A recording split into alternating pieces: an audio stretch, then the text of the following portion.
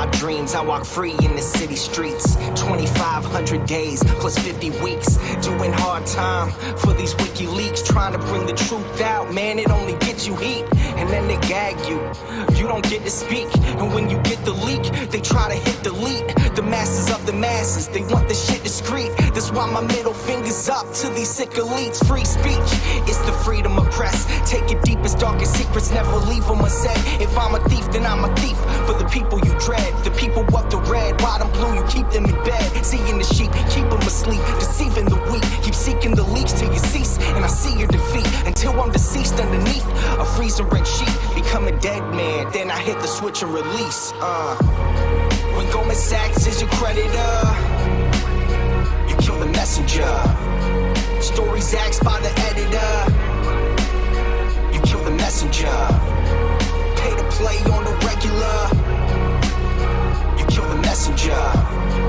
Need a solace, any questioners, you kill the messenger.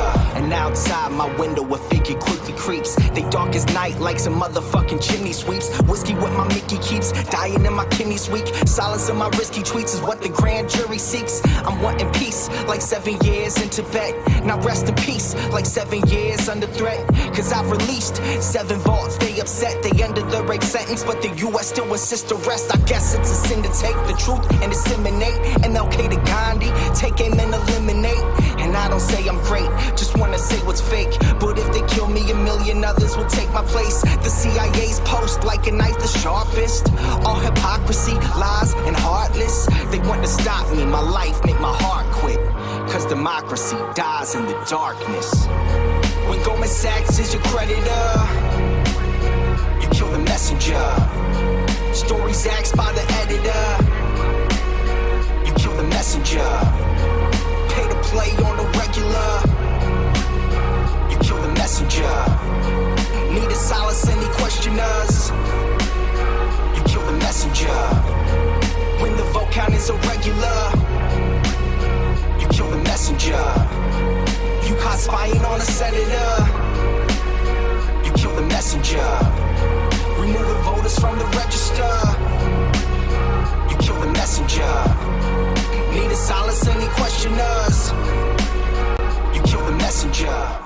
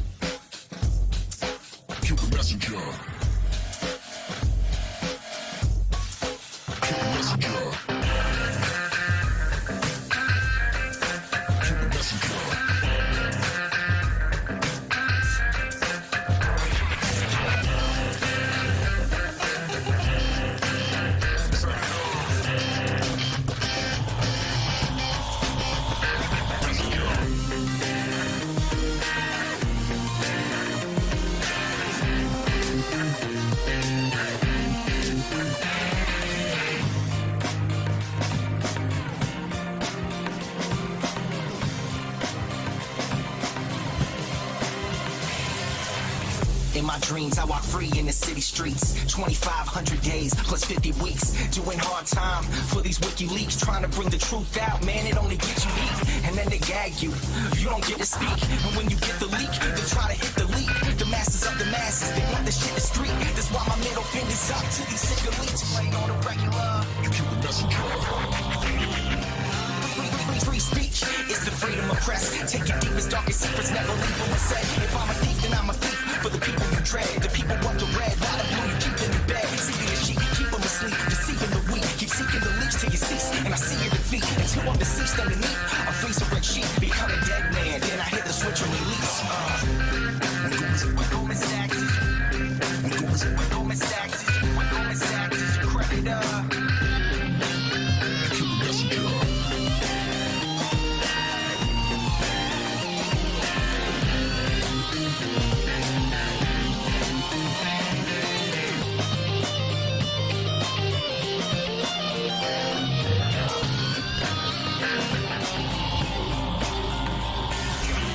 And outside my window a figure quickly creeps. They dark as night like some motherfucking chimney sweeps. Whiskey what my Mickey keeps, dying in my kidneys weak. Silence of my risky tweets is what the grand jury seeks. I'm wanting peace, like 7 years in Tibet. Now rest in peace, like 7 years under threat.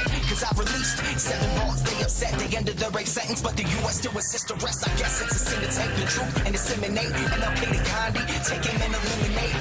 And I don't say I'm great, just wanna say what's fake. But if they kill me, a million others will take my place. The CIA's post like a knife the sharpest. All hypocrisy, lies, and heartless. They want to stop me, my life make my heart quit. Cause democracy dies in the darkness. Cause democracy dies in the darkness. You kill the messenger. You kill the messenger. Democracy dies in the darkness. Darkness.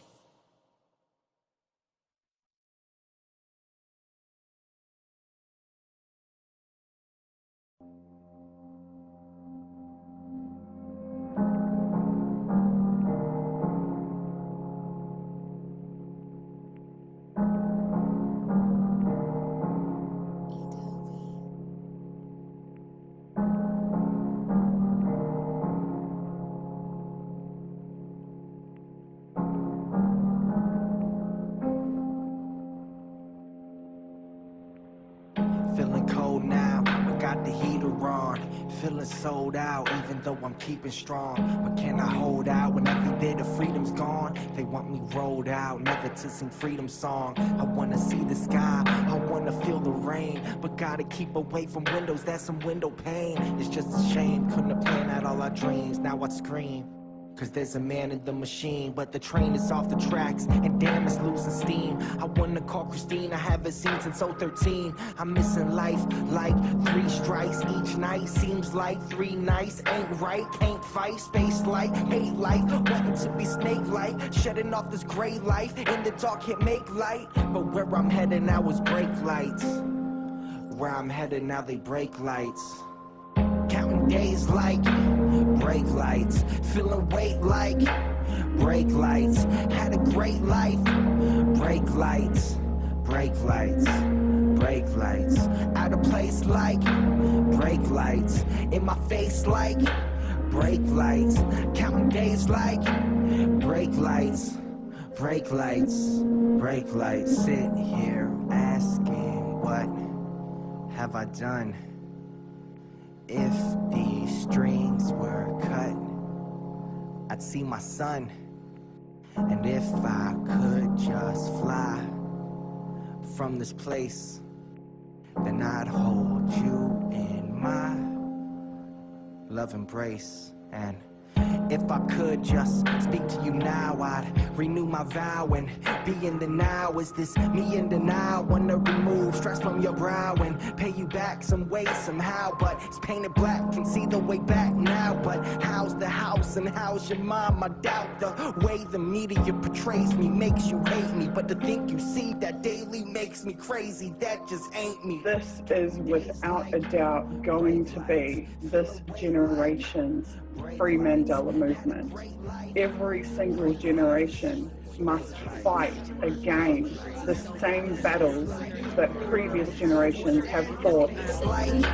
Brake lights, counting days like brake lights, brake lights, brake lights, brake lights, brake lights, brake lights, brake lights, brake lights, brake lights. Our number one enemy is ignorance, and I believe that is the number one enemy of everyone, is not understanding what is actually going on in the world. It's only when you start to understand that you can make effective decisions and effective plans. Now, the question is, who is promoting ignorance? Well, those organizations that try to keep things secret, and those organizations which distort true information to make it false or misrepresentative. In this latter category, it is bad media. It really is my opinion that the media in general are so bad, we have to question whether the world wouldn't be better off without them altogether.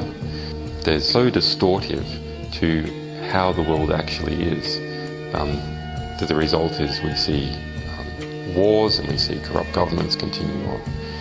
One of the hopeful things that I've discovered is that nearly every war that has started in the past 50 years has been a result of media lies.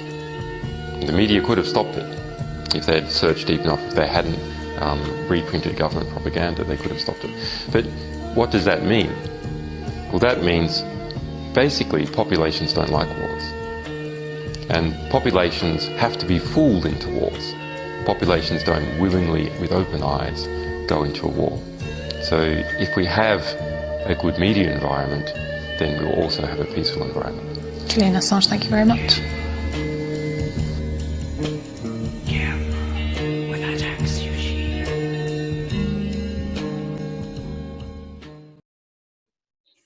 Mic check. Welcome everybody. Thank you so much for being here at this emergency public meeting in support of publisher of WikiLeaks, Julian Assange. Shortly, a few minutes ago, an article has been published on consortiumnews.com detailing the latest developments in Julian's physical situation at the Ecuadorian Embassy in London.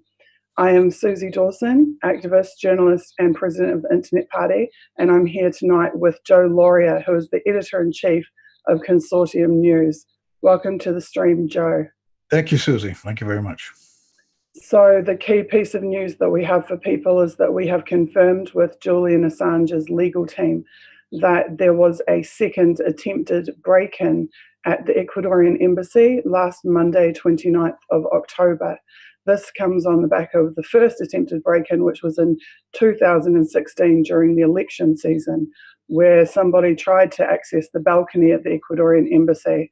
Last Monday, we've confirmed that somebody tried to break into the bedroom of the window of the room where Julian was sleeping, and that they were only prevented from doing so by a fire hydrant that Julian had propped up against the window as a booby trap.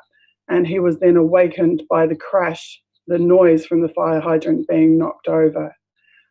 Subsequently, and unknowingly of that event, Sean O'Brien, who is a cybersecurity expert and a law lecturer at Yale University and the founder of the Yale Privacy Lab, attempted to visit Julian in the embassy later on the afternoon of Monday 29th. There he recorded a number of very strange factors and experiences and has thoroughly documented them. That also, details of that are also included in the reporting on Consortium News. Sean O'Brien is here with us tonight and will speak to you directly about his experiences. Joe, what would you like to say before we introduce Sean to the stream about your reporting? Well, I thank you for that information, because you got it confirmed with Julian's lawyers, and I drew from the Contraspin story that you also published today.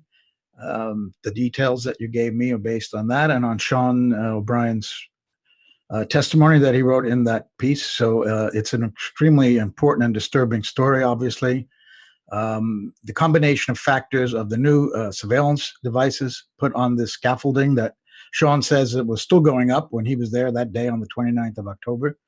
And that in addition to the fact that there was no security and the front door was wide open where previously there had been security, that Julian's lawyers have been barred from entering until Monday, preventing any witnesses from something that might happen, and of course the break-in itself. So all of these combined facts over the last few days raised the stakes for the safety of Julian Assange, of which the world needs to pay much more attention to, including corporate media, of course, and they aren't.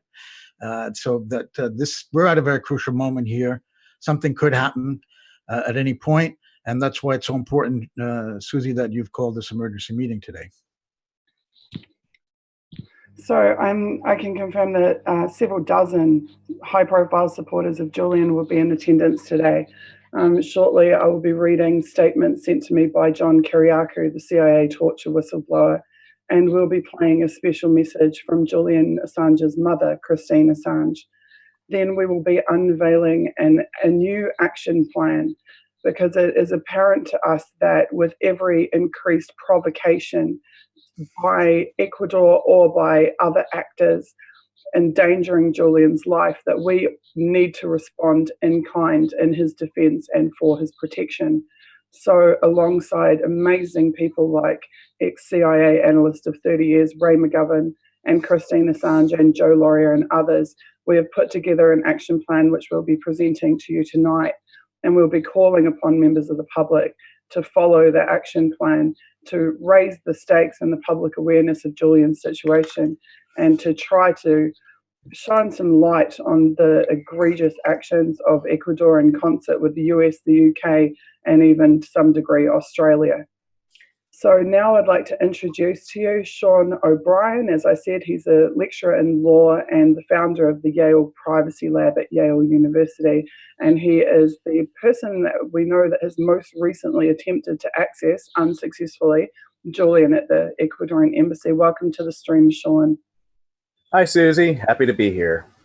Thank you so much for being with us. The information that you've given us is extremely important and significant. Sean, could you just step us through your day on Monday? What happened with you? I think many people won't yet have had a chance to absorb the reporting on Consortium News or on Contraspin. So please go ahead and tell us what you saw.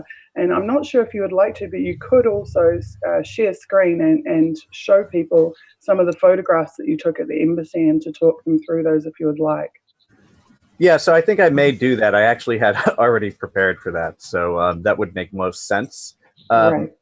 First, before we get started, I just want to say, so the kind of work we do at Yale Privacy Lab and the stuff that I was presenting actually in London this past weekend is important, but nowhere near as important as the work that WikiLeaks has done for cybersecurity and for privacy worldwide.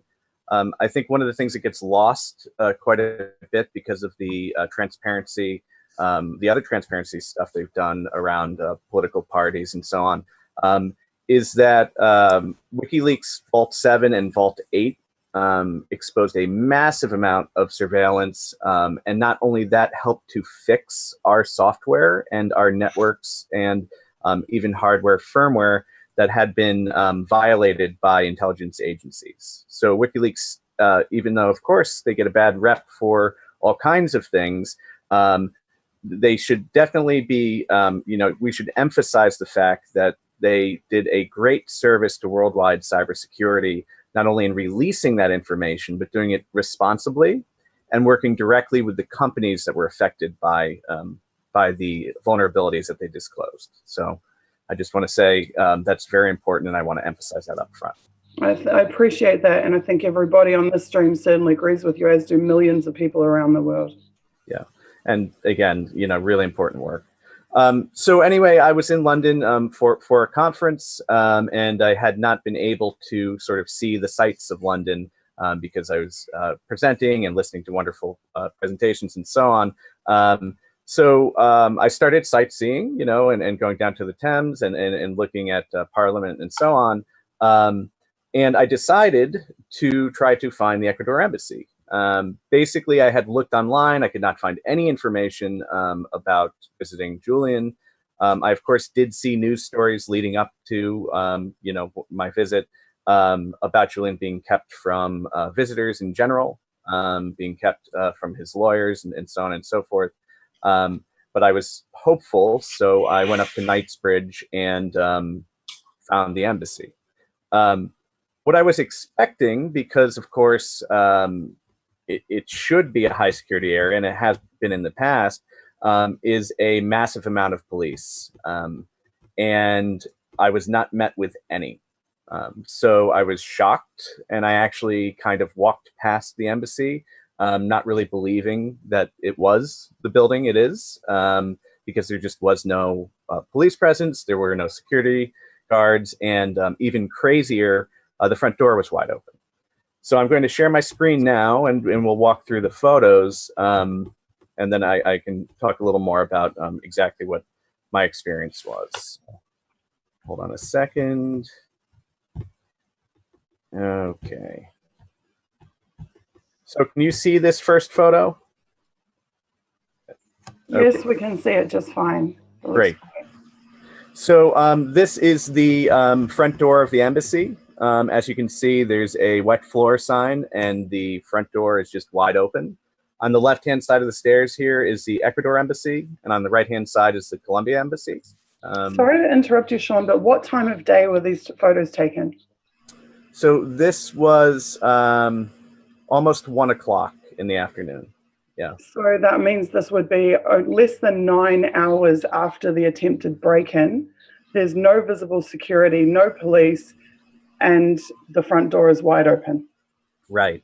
And just to give a little bit of context for anyone who hasn't been to this part of London, the Harrods department store, which is an extremely popular tourist attraction and just attraction in general, is right there.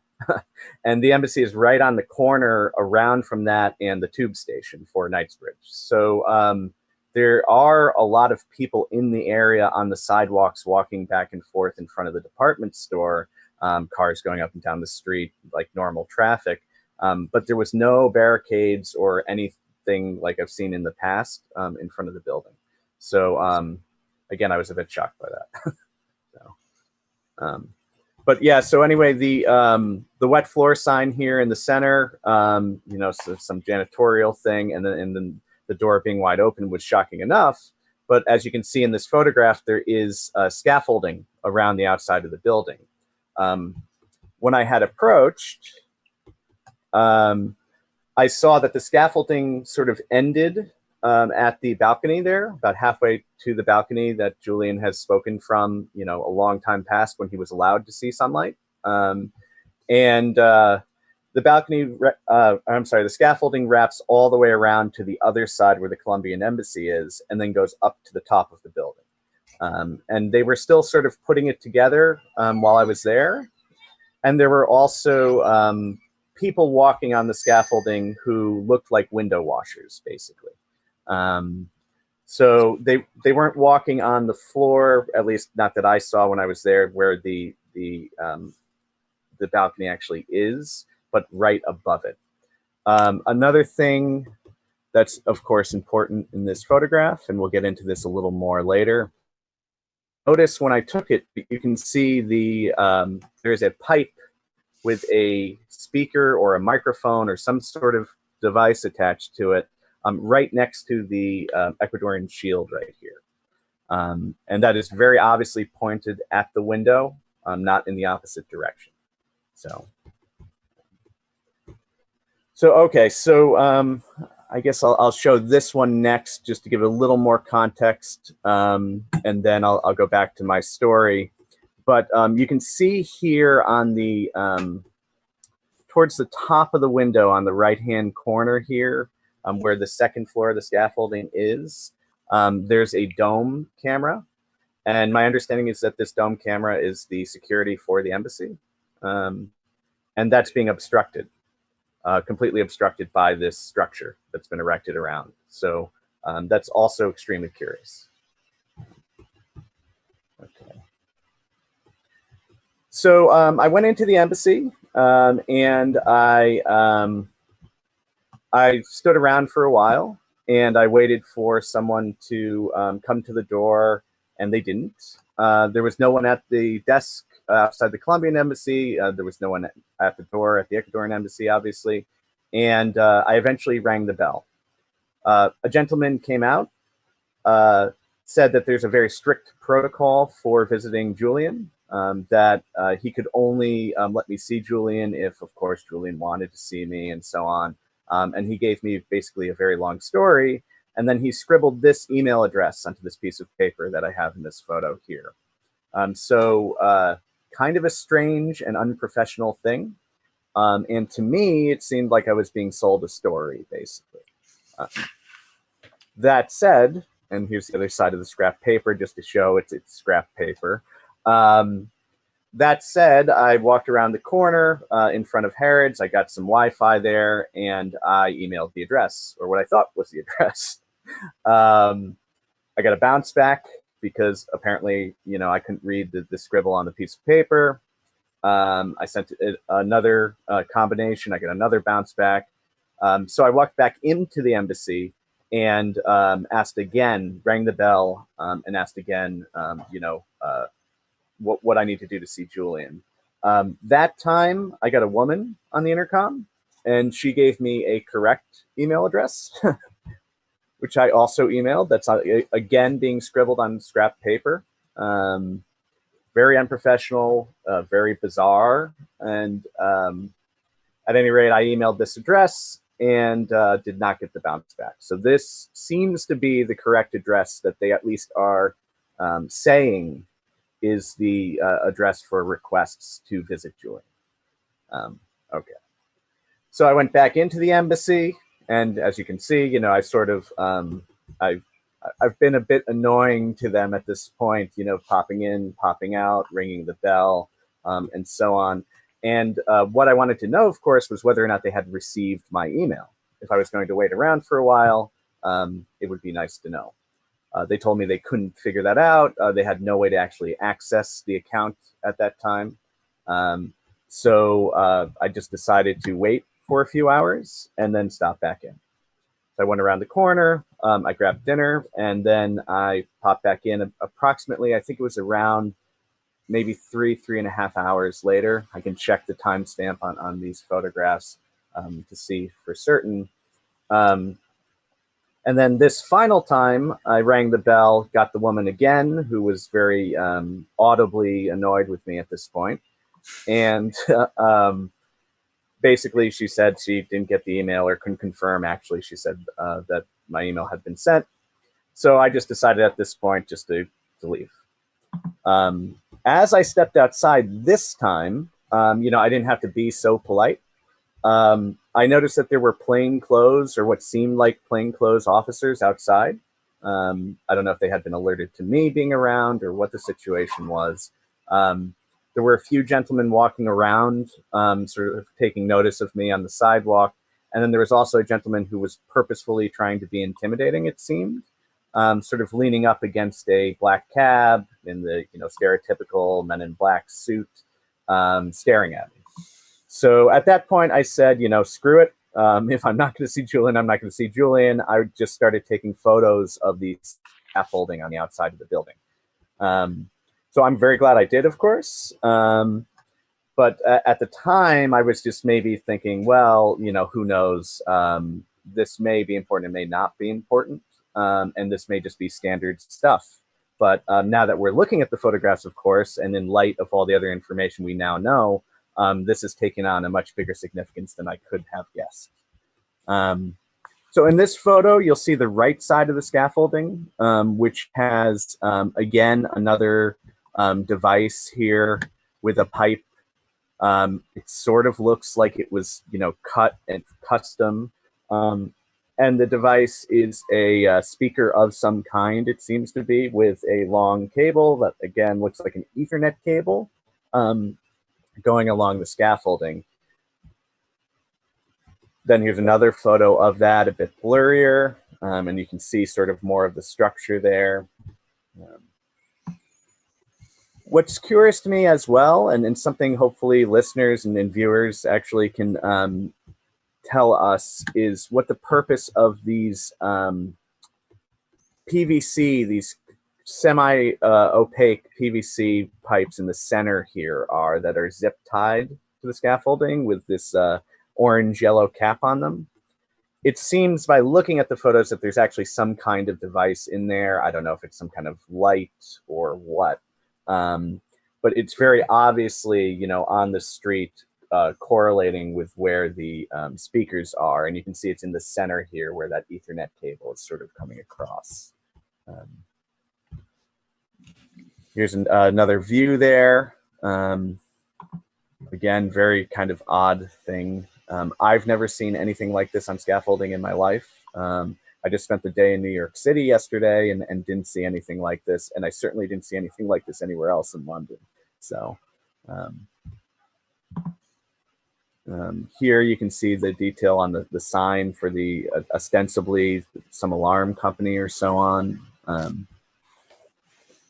And then back again to the front of the embassy now, and you can see a wider view.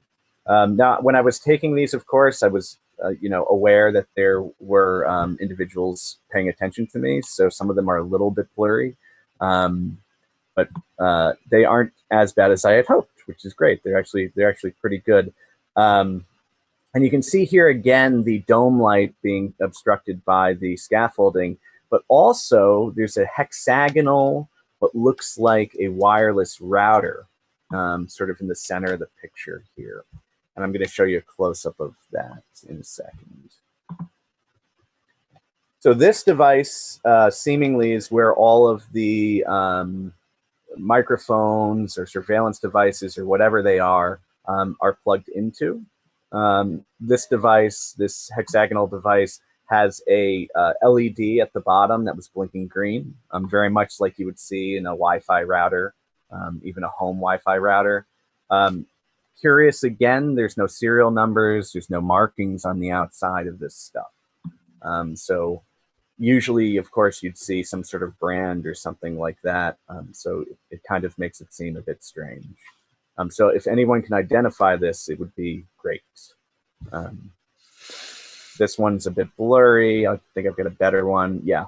So this is a very clear photo of one of these ostensibly microphone or speaker devices hooked up to the scaffolding. You can see it's neatly taped, the cable here. So, obviously a kind of semi-professional installation here. And there it is again. Here's another one. And you can see here very clearly that the pipe has sort of just been cut for this purpose in some sort of custom setup. There we go again. And you can also see, of course, that the apparatus is not pointing outward. It's pointing inward, so towards the embassy. And here we go again. Yeah, this is my first photo again. That's that open front door. Now, when I left, this also was open. So each time that I went into the embassy, there was no friction at all. I just walked right in. I will say in a detail that we did do in the write-up, but I neglected to mention yet in the stream here, is that that last visit, when I went in to just quadruple check, right, to see if they got my email, there were some gentlemen at the desk there of the Colombian embassy, but they didn't seem to even care or acknowledge me, which is quite interesting. Yeah, so that's pretty much it. Basically, I gave up at that point. I assumed they had given me sort of a BS story just to put me off. And I have yet to receive an email, so I'm going to keep assuming that that's the case. Let me unshare my screen here. Well, thank you very much, Sean, for that presentation. Yep. I noticed in one picture there is a security camera that's not obstructed, but it's pointing down Hans Courts, the side street. Yep. What do you make of that? That if you can go back and find that one, maybe. Yeah. So that is. Sorry for going so quick. So quickly. Yeah. So this camera here. Yeah. Yeah. So there's an alleyway there, and it's like a dead end alleyway. And this just looks like a pretty typical CCTV that was installed a long time ago. Yeah, and I'm going to assume that's part of the actual embassy security. Yeah. So they obviously don't think that alleyway is very important to cover up, as they did with the other one pointing down in front of the embassy. Right. And it's strange that these seem to be, as you say, devices you've never, and you're an expert in this, and you've never seen these devices before. What does that tell you? What do you think that means? So I do, go around and take photos of a lot of surveillance cameras, and we do this as part of a project called Surveillance Under Surveillance.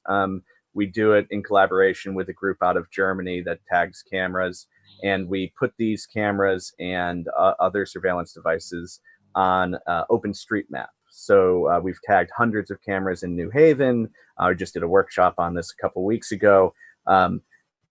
generally speaking, you see these stereotypical CCTV type cameras. And in Britain, of course, there are definitely very obvious CCTV cameras everywhere.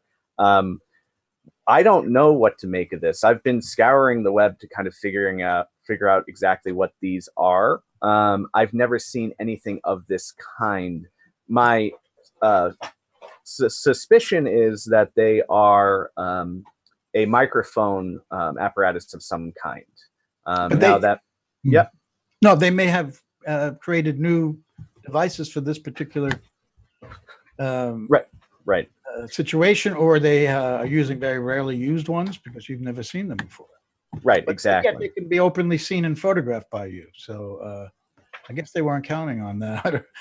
By the way, that CCTV camera down the alley may well have been one of these ubiquitous London police cameras that the embassy gave permission to put on their wall. That's why that might be one, certainly not related to this very recent effort. You say the scaffolding was just going up. Do you have any idea when the scaffolding first went up? Because clearly those devices were already on there. If we refer back to the statement from Julian Assange's legal team, it's pretty clear that the scaffolding and the obscuring of the camera, the external camera, occurred prior to the attempted break-in. So I'll just make that point. I can just share screen and show you the exact message from the legal team. They said there was an attempt to enter one of the front windows, which is now being covered with scaffolding at 4:31 a.m. So that sounds like the scaffolding wasn't there before, but then the second part makes it clear that it was. It says the new scaffold obscures the embassy's security cameras, but Julian had booby-trapped the window with a fire hydrant, which was pushed over, waking him up. So the fact alone that Julian feels the need to be creating his own booby traps to protect him in the embassy says a great deal. Sean. Yep. You think that those devices may have been put up that very morning then? If the scaffolding was just going up that morning, it's possible they did all that before you got there at 1 p.m. Well, we also know the scaffolding was there prior because it had been reported to us by activists who had visited the embassy a week prior. I see. Okay. So it's absolutely confirmed that the scaffolding was there. They may well have been extending the scaffolding or putting more scaffolding up or, doing whatever with it. But the scaffolding was definitely there prior to the break-in. Now, Sean, more broadly, what does all of this that you've told us this morning mean in terms of Julian's safety right now? What does it mean to you? So from my perspective, having something like this, obviously blocking the security cameras that are meant to keep Julian safe from things like break-ins is obviously a huge issue. Also, it would be really easy to climb this stuff and get up onto that balcony and into that window. I cannot believe and couldn't believe when I first saw it. Again, I sort of was, I didn't believe my own eyes with the whole situation, but when I saw that the scaffolding sort of terminated right at that point in the balcony where the seal is, it was just extremely strange. It seems to me that someone who wanted to could get in quite easily. Now, speculating further, of course, there's been a lot of, or just major lockdown on Julian in general. I did have the suspicion and the thought when I was there that maybe this has something to do with maybe some attempt to quietly sort of spirit him away. Now, of course, that's just speculation, but it sort of seemed to me that kind of the de-policing and then the obscuring of the front of the building could be a tactic to sort of draw attention away from what the building even is and who's inside it. So that maybe, I don't know, maybe they could move Julian somewhere or into who knows what kind of situation. And the fact, sorry to interrupt, our activists have just confirmed that the scaffolding went up on the 8th of October, and Garrison, a reporter from KPFA, has just asked, was there any sign of workmen present around the scaffolding or anything like that? I remember that you did say, Sean, that there was someone washing windows. Yes, yeah. So on the second floor, there's definitely an individual walking who had like a bright yellow reflective vest on, power washing windows. There was also at least one other individual actually who was dressed in sort of just general worker clothing with a hard hat on, I believe, if memory serves. Unfortunately, I didn't take photos at that point. I think partially it's because I wanted to be polite and try to see if I could get into the embassy without drawing a lot of attention to myself, right? And then partially I just didn't quite realize yet the significance of the situation. Yeah. And excuse me, Sean, I guess you would say that the fact that Julian's lawyers have been barred from entering this weekend until Monday would add to the speculation of a possible attempt at seizing him. Right.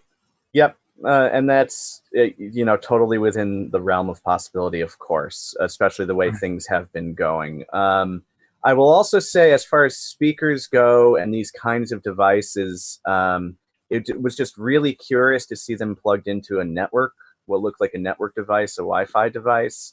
It is possible they are surveillance devices that are trying to pick up some sound from inside of the embassy. Another feature that was curious as well, and you can see it in the photographs, was that the blinds were completely open and all of the lights were on inside of every room of the embassy.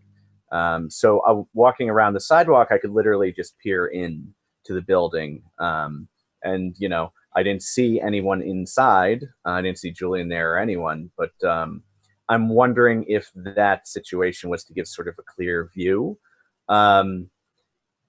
Potentially, microphones can do things like transmit and receive ultrasonic signals. That's an area where Yale Privacy Lab has been doing some work. So, in this situation where things are rather strange in general, it's possible this stuff is more high tech than we think. So what I really hope will happen is that someone watching the stream can verify what some of this stuff is and let us know. I have not been able to figure that out. Okay, so a couple of additions there. The withdrawal of the police presence was actually in late 2015. However, the break-in, attempted break-in at an embassy is a very serious deal. Even if it was a break-in at your house, you would expect the police to come. There'd be an investigation. There'd be some forensic evidence collected, or at least attempts at it. You would not expect to be able to walk right into an empty house, the same day as an attempted break-in. At an embassy, it's next level. So what you are showing us through these pictures conflicts with rational expectations of what the scene should appear to be in 9 hours after an attempted break-in, potentially an attempted abduction of a very high-profile political prisoner. So right. So now knowing that makes that even more absurd. I've never been into an office building where someone could just walk into the front door and into the lobby and at least not be greeted. Now, I stood there for, a good 10, 15, I don't know, I didn't keep track on my watch, but a while, kind of just expecting someone to acknowledge my presence. Again, I was trying very hard to make sure that I didn't seem like a threat, that I wasn't doing something wrong, which as I stood there, I sort of felt like maybe I wasn't supposed to be there because it was so easy to walk in. And previous guests, previous visitors to the embassy have described closed and locked doors, external buzzers, manned security desks, visible security personnel, and all of that was absent. Yes, 100% absent. It was just insanity. I didn't expect that at all. So until I rang that bell, I might have been able to stand there for hours. So I don't know what to say about that. Of course, the thought goes through your head, maybe someone should alert Julian to who's at the front door, right? And if someone wanted to do something nefarious, it would have been fairly easy to do so. Right. Well, given our first inkling that this had happened came from Julian's court testimony in Ecuador, which he attempted to give via teleconference later that same day on the Monday. And I would have expected that, Ecuador can't say they didn't know about this. They clearly did. They clearly did know about it, the Ecuadorian government as well as the Ecuadorian embassy. I would have expected a very high level of response.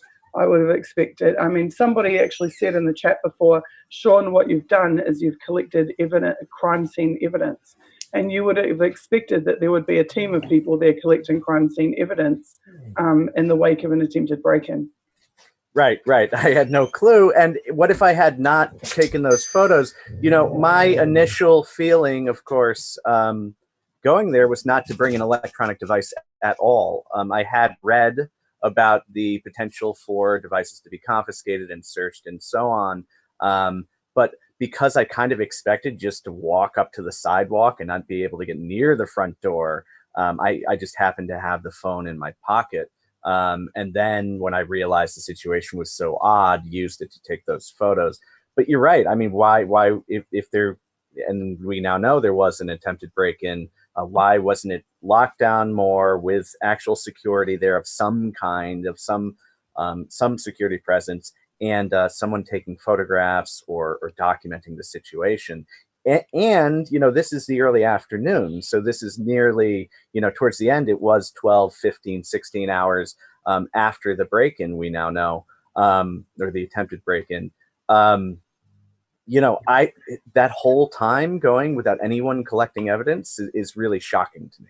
Yeah. Absolutely. Okay, Sean, is there anything that you would like from the InfoSec community? I'm sure there's many members of the privacy and InfoTech community that will be watching this. What specifically would you like them to do? What action would you like them to take?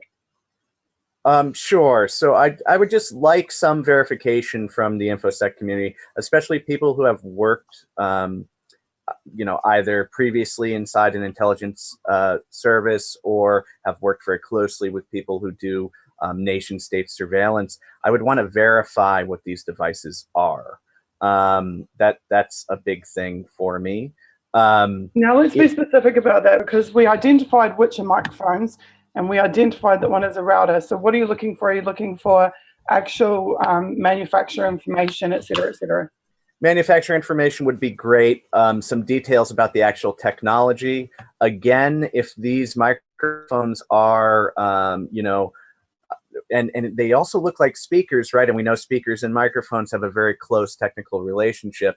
If they're either transmitting or receiving signals on a certain frequency band, that would tell us a lot about what the technology actually does.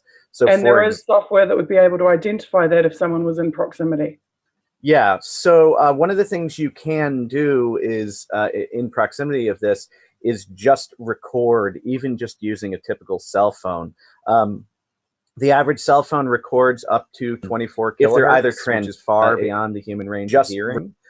If these devices are, for example, transmitting an ultrasonic signal, you would be able to pick that up by recording with just a cell phone.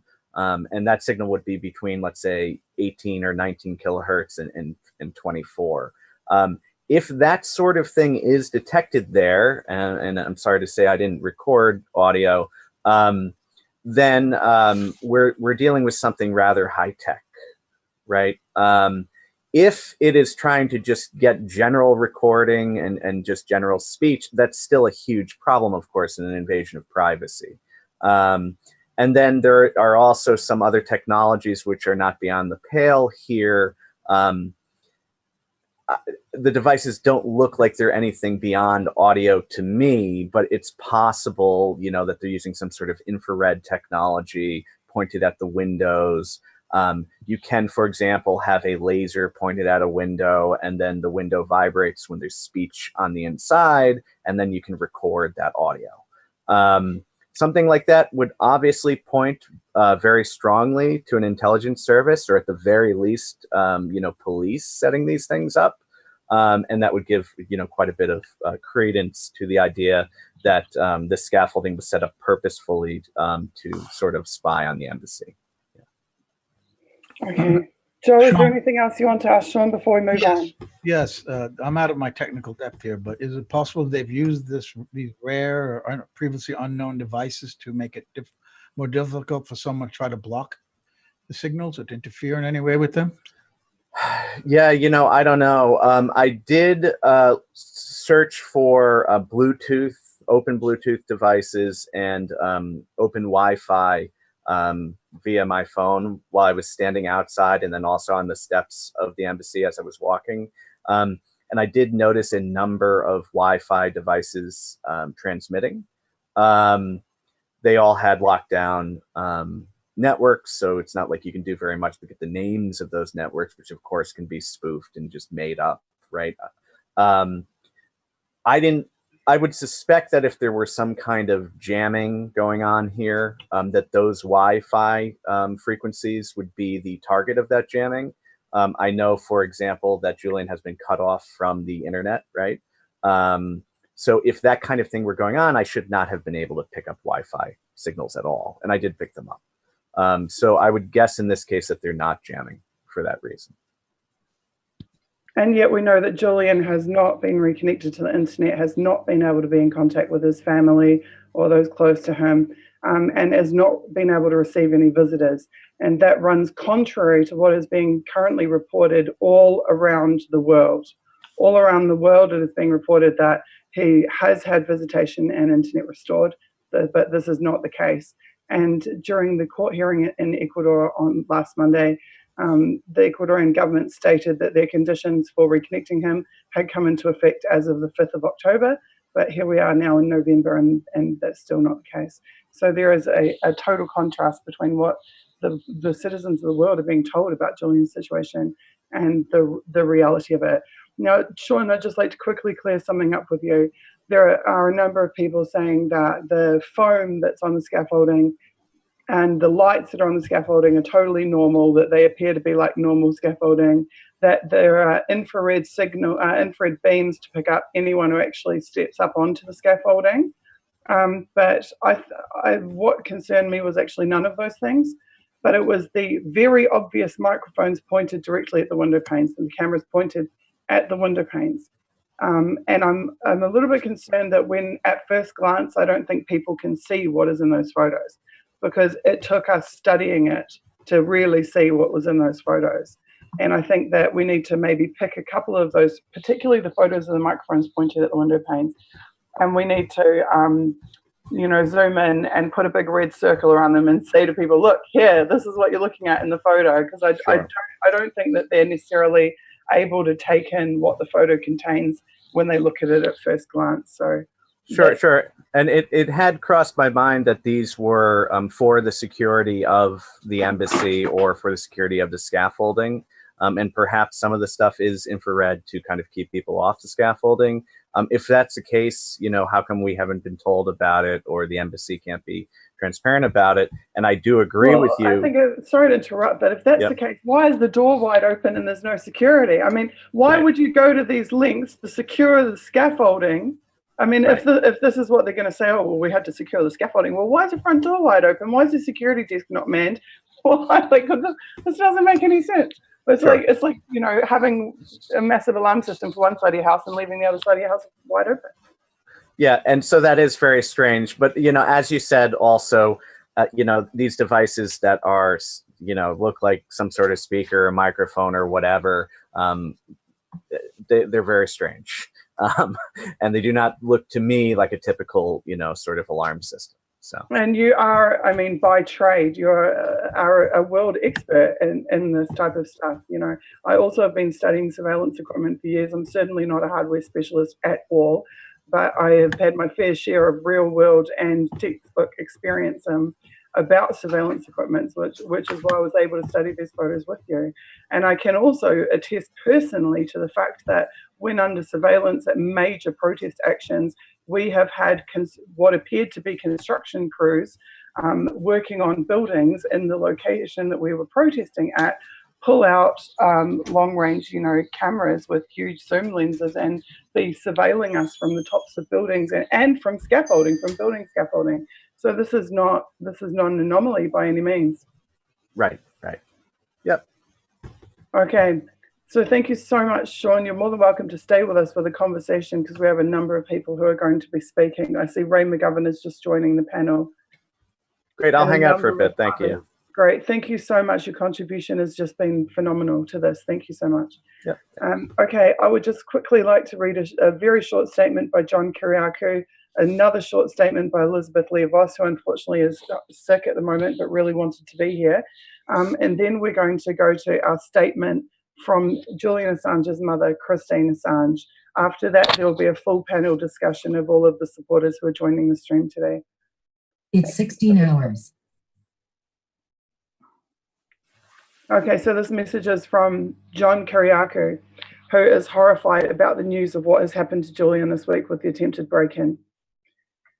John says, I want to express my full support for Julian Assange. Julian is a journalist and should be treated like a journalist. No journalist should be exposed to government setups, entrapment, trumped-up charges, and now what is essentially solitary confinement just for trying to expose wrongdoing. Julian should be lauded and feted, not prosecuted. I call on the government of Ecuador to respect Julian's human and civil rights and to honor him for the protector of transparency, honesty, and decency that he is. And that is the statement by CIA torture whistleblower John Kiriakou, an incredible human being.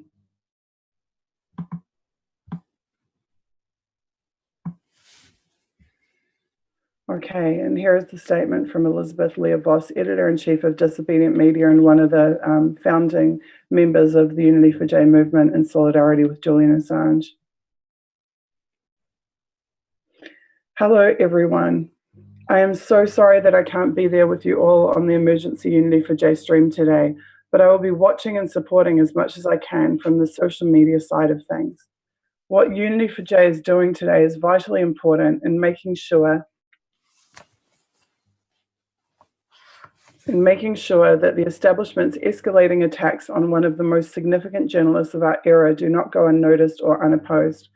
Such efforts make a tangible difference, and I'm not the only one who believes that the previous emergency Unity4J meeting, which took place 3 months ago, when it last appeared Julian Assange would be imminently expelled from the embassy, was instrumental in averting that outcome.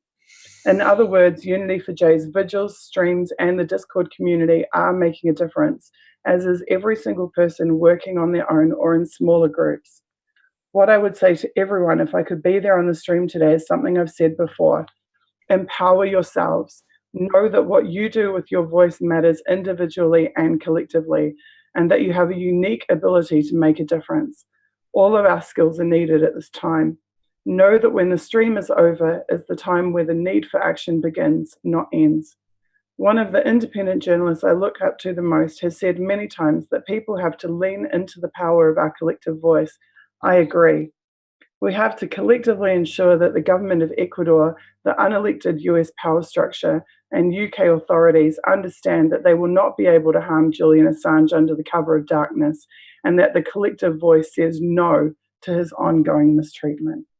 Now, from Elizabeth Lia-Vos, Editor-in-Chief at Disobedient Media. Thank you so much, Elizabeth. Okay, tech guys, please go ahead and play for all of our viewers the exclusive message that we have received from Christine Assange, and then I'll return to the stream with Ray McGovern. This is not a drill. This is an emergency. The life of my son, journalist Julian Assange, is in immediate and critical danger. I thank you all for being here and listening to a mother's plea to ask your help to save him. Despite Julian being a multi-award winning journalist, much loved and respected for courageously exposing serious, high-level crimes and corruption in the public interest, he is right now alone, sick, in pain, silenced in solitary confinement, cut off from all contact, and being tortured in the heart of London. The modern-day cage for political prisoners is no longer the Tower of London. It is the Ecuadorian embassy. Here are the facts. Julian has been detained nearly 8 years without charge. That's right, without charge. For the past 6 years, the UK government has refused his request for access to basic health needs, fresh air, exercise, sunshine for vitamin D, and access to proper medical and dental care. As a result, his health has seriously deteriorated, and his examining doctors warn these detention conditions are life-threatening. A slow and cruel assassination is taking place before our very eyes in the embassy in London. In 2016, after an in-depth investigation, the United Nations ruled that Julian's legal and human rights had been violated on multiple occasions, that he'd been illegally detained since 2010, and they ordered his immediate release, safe passage and compensation. The UK government refused to abide by the UN decision. The US government has stated Julian's arrest as a priority. They want to get round the US journalist protections under their First Amendment by charging him with espionage. They will stop at nothing to do it. As a result of the US bearing down on Ecuador, his asylum is now under immediate threat. The US pressure on Ecuador's new president resulted in Julian being placed into strict and severe solitary confinement for the last 7 months, deprived of any contact with his family and friends. Only his lawyers could see him. 2 weeks ago, things became substantially worse. The former president of Ecuador, Rafael Correa, who rightfully gave Julian political asylum from US threats against his life and liberty, publicly warned that when US Vice President Mike Pence recently visited Ecuador, a deal was done to hand Julian over to the US. He stated that because of the political cost of expelling Julian from their embassy was too high, the plan was to break him down mentally. A new, impossible, inhumane set of rules and protocols was implemented at the embassy to torture him to such a point that he will break and be forced to leave. At the same time, a member of the Ecuadorian government repeatedly tries to cancel his Ecuadorian citizenship so he can be extradited directly to the US. While his lawyers challenge this latest violation of his human rights under the Ecuadorian constitution, their government lawyer has warned Julian that even his very testimony describing his suffering could be in breach of their new protocol and grounds for embassy expulsion. They have denied him visits from his lawyers for 4 days before the next hearing on Monday, jeopardising the preparation of his case and further increasing his isolation, anxiety and stress. They are setting my son up to give them an excuse to hand him over to the US, where he will face a show trial. Over the past 8 years, he has had no proper legal process. It has been unfair at every turn, with much perversion of justice. There is no reason to consider that this would change in the future. The US WikiLeaks grand jury producing the extradition warrant is held in secret, has 4 prosecutors but no defence and no judge. The UK-US extradition treaty allows for the UK to extradite Julian to the US without a prima facie case. Once in the US, the National Defence Authorisation Act allows for indefinite detention without trial. Julian could very well be held in Guantanamo Bay and tortured, sentenced to 45 years in a maximum security prison, or face the death penalty. My son is in critical danger because of a brutal political persecution by the bullies in power whose crimes and corruption he has courageously exposed when he was editor-in-chief of WikiLeaks. The same corrupt entities who in government tut-tut about bullying, fake news and human rights. These same bullies are bullying my son to death. It would appear that courageous, truthful, multi-award-winning journalism is now life-threatening. The legal channels have been subverted and are therefore unlikely to save him. Because this is a transnational political persecution by a savage superpower in collusion with its allies, Saving Julian will require the outrage of the people of the world. I'm asking you to make a noise, a big noise, and to keep making a noise until my son is freed. We need to make our protest against this brutality deafening. I call on all you journalists to stand up now, because he is your colleague and you are next. I call on all you politicians who say you entered Parliament to serve the people to stand up now. I call on all you activists who support human rights, refugees, the environment, and are against war, to stand up now, because WikiLeaks has served the causes that you fight for, and Julian is now suffering for it alongside of you. I call on all citizens who value freedom, democracy, and a fair legal process to put aside your political differences and unite and stand up now. Most of us don't have the courage of our whistleblowers or the journalists like Julian Assange who publish them, so that we may be informed and warned about the abuses of power. But we can stand up en masse and protect them. Throughout history, when the abuses of power became too much for the people to bear, they united and stood up and stopped them. This is a moment when we must say no. This is enough. We, the people, will not stand by and watch this brave journalist die. Thank you to Christine Assange, who I know is suffering on a daily basis. She says that she doesn't go to sleep to have nightmares. She wakes up to one every day. And I hope that everybody who interacts with her online or who heard that message stops and thinks about it just for a moment, what it is like to be the mother of someone who is being tortured and persecuted in front of the entire world. The ways that that impacts a person emotionally and internally, but also in their everyday life. Christine has shown incredible courage and strength to even be able to record such a message, and she's done so solely for the benefit of all of us in the hope that we will rise and support Julian.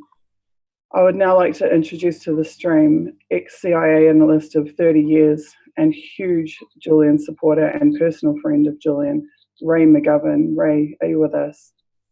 Thank you, Susie. I am. Can you hear me? I can hear you. Ray, what's your take on this attempted break-in at the embassy? Well, first, let me just say that I'm very moved by Christine's statement. I'm not a mother, but I am a father, and we have 5 children, and I can't imagine what it must be. I just want to tell Christine that she's an example to all of us, that she can make an eloquent statement like that and appeal to the rest of us, including the journalists that are part of, and the publishers that are part of Julian's profession, to do the right thing. She gives me courage to do whatever I can to get to the bottom of what's going on and to do more than just speak and more than just write, to do something tangible. Now, having said that, I'd like to just ask Sean a question or two, because, well, maybe I'd ask you first, Susie. A fire hydrant in New Zealand is what we call a fire extinguisher here in the West. Yeah, I'm not sure that your idea, the American idea of a fire hydrant is what was intended by that statement, but more likely a fire extinguisher or some similar type of apparatus. I knew that Julian was lifting weights, but putting a fire hydrant there would have been rather impressive. More seriously, if I understand the chronology correctly here, let me ask Sean first. Sean, did you hear anything? You were there for a couple of minutes before you pressed the buzzer. Was there any sign of life inside? You didn't yell, Julian, but had you, do you think you would have heard something back? Sean, over to you. No, I don't think so. Actually, I do not. No. Why is that? Because that apartment is very, very small. I've been in it several times. Had Julian heard someone out there, he would have responded. Yeah, I mean, I didn't want to be a raving lunatic in the lobby. So, I was still. Join the club at some point, Sean. Yeah, I know. I mean, I guess I was still under the impression that if I stayed polite, perhaps I would be able to see Julian, but I was Right. wrong. So, getting back to the chronology, the attempted break-in was in the early morning of Monday. Is that correct? Yeah. Okay. Now, the judicial process, which was interrupted in the middle, as I understand it, was later that morning. Is that correct? So, Susie, do you have a time on that? Are you aware? The one in Quito. I'm sorry, you're asking what time the testimony was or what time the break-in was? The testimony followed the break-in, correct? Correct. The break-in was on the early hours of the morning, 4:31 a.m. of the morning that Julian was due to testify. And we know that when he did testify, there was constant technical electronic interference with his testimony that prevented him from fully testifying, which you see has occurred there's been constant interruption and sabotage of Julian's speaking opportunities. The Vault 7 official press release on Periscope was interfered with to the point that, there was like audio interference, loud screeching sounds, all kinds of things, feed disruption, feeds repeatedly going down.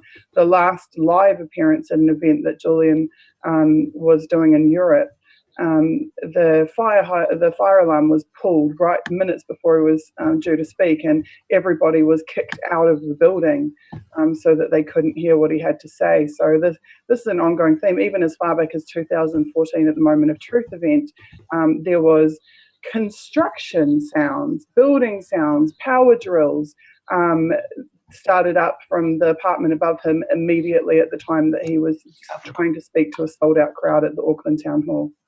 Okay. Putting up a scuffle.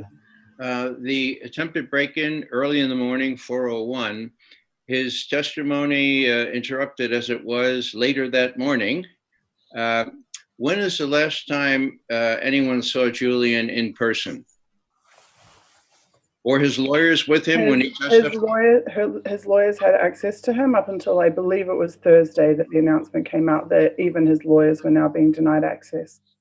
So, not to be alarmist here, but what proof do we have that Julian is still there? I believe that he is still there. I believe that there is a means of verifying that. I'm not going to say anything further at this time, but his lawyers have been denied physical access to him, and they've been told that they'll be updated on Monday. Okay. And on Monday, the process continues in Quito?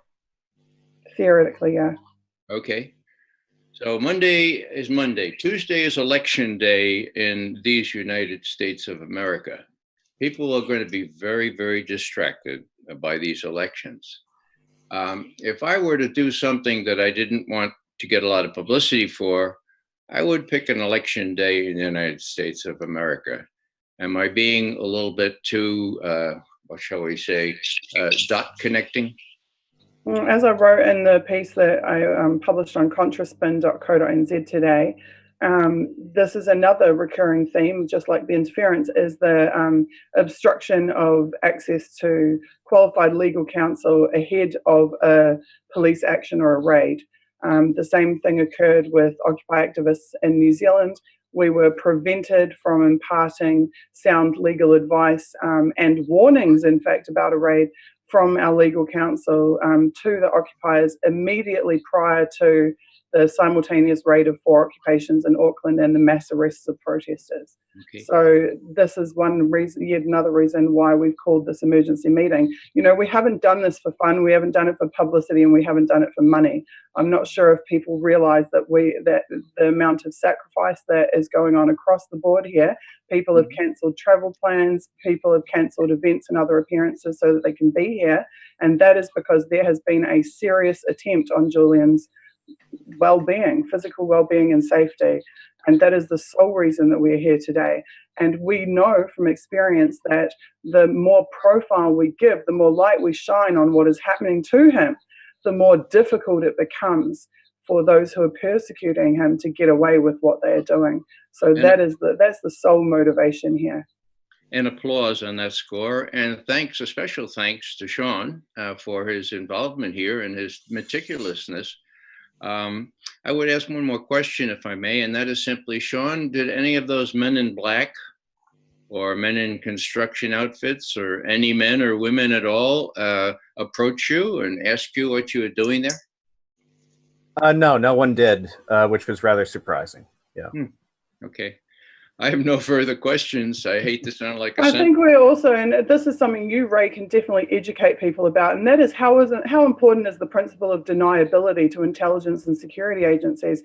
Because I'm now having multiple people send me photos of similar devices and say, hey, this looks like normal construction devices. Well, my response would be, it's supposed to look like normal construction devices. That's the entire point. For example, I spoke earlier about how a major protest at Sky City on Budget Day in New Zealand, huge, massive, this is literally the heart of the commercial centre of Auckland, directly taking on the Prime Minister who was present. There were these construction companies with scaffolding and, you know, working on the facades of a major bank headquarters right there, you know, 50 metres down the road from us. And then we spot them on the roof with these like telephoto lenses taking photos and everything else. Well, they had the name of a construction company and the phone number of it on their vans and their uniforms. So we called it. And sure enough, yes, we're a construction company and would you like some construction and blah, blah, blah. So this is the extent that they've gone to make themselves appear like they're a legitimate company, legitimate workers, etc. Could you talk to us a bit about that? How, if this was nefarious equipment, would you expect that it would look like normal equipment? Of course it would, yeah. I'm not an expert on the clandestine side of things. I was an analyst, but yeah, that's pretty clear. Let me ask just one more thing, and that is, who's in the embassy now? I'm sorry, Ray, could you repeat that? Who is Kieran O'Reilly, are the Catholic workers? Who's outside the Ecuadorian embassy in London right now as we speak? I know that as a result of the news that we've just imparted, there are multiple people on their way to the Ecuadorian embassy, and I'm sure that Kieran and his crew have maintained a regular presence there as well. Part of what we want to do today is to unveil an action plan to try to increase the visibility as well, and we'll get into that a little bit further down the track. Thanks very much. You're totally welcome. Okay, I'd like to introduce a couple of others to the stream, and Ray, please stay with us because you will be key to that discussion about next steps and what we're going to do about this. All those people that she's calling on, like journalists, you know, what their job is. I mean, what's not written there is what they haven't been doing. What's a lot of activists haven't been doing, you know, what politicians haven't been doing when she says that you say that you took that role to serve the people. But that call to action to please help my son and the, you know, after describing a situation which is almost inescapable, that has been rigged from start to end. You know, the Americans, I was just putting it all in one tweet today. The Americans don't have to have, as she said, a real case, a legal argument to get him extradited, and they don't even have to, you know, challenge the First Amendment. They can, under the NDAA, they can just detain him indefinitely. Know if it'll come to a show trial. So, you know, the British are facilitating that. The Ecuadorians are facilitating that. The Australians don't mind, which is disgusting. My country doesn't mind what's happening to that man. And if we're not careful, he's not going to be there for much longer. Whether he'll go out the door or not, or whether more people will come and assassinate him. Door open, come on in, you know. We need people there now. We need a lot of people there now. And I'm really, really glad, Susie, that you said people were on their way, because this is really, really scary. You know, I got emotional when you told me a little bit about it, but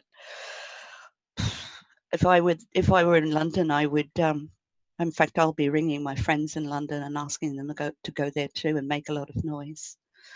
So that's all I've got to say, basically. Thank you so much for what you've done, Kathy. Bringing that message to everybody is so important, and thank you for your support, your personal support for Christine at this time as well. Because I know what she's going through is just absolutely horrific. I'm going to introduce a couple of other people now. We have with us Margaret Kimberley, who is a senior editor at blackagendareport.com. Margaret, are you with us? I'm here. Hi, how are you? Hi, thank you so much for your solidarity for Julian and for being here with us today. I'm very interested to hear your reaction to this news.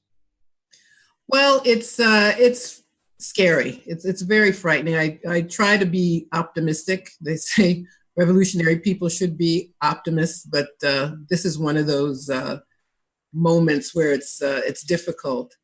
But that's why it's all the more important that you and Joe and others bring us all together so that we can tell the world that Julian is not alone. His mother is not alone. There are millions of people in solidarity with him. There's so many dangerous things happening all over the world. Actually, we have an overt fascist government now in Brazil. We have the Trump administration. We have fascism and would-be people who call themselves a resistance, but who are pretty much a farce. Just another side of the same coin. And this election that Ray made reference to that is coming up in a few days, which we are told is going to be so important. But we're fighting against a lot of powerful forces. But I also think this is a moment in history when people like us can be a positive part of the story.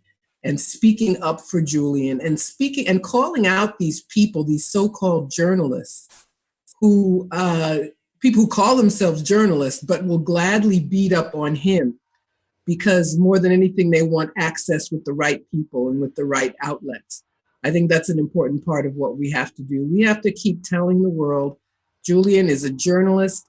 He is entitled to our protection. He's entitled based on international law, based on the law of the country he is a citizen of. He deserves protection.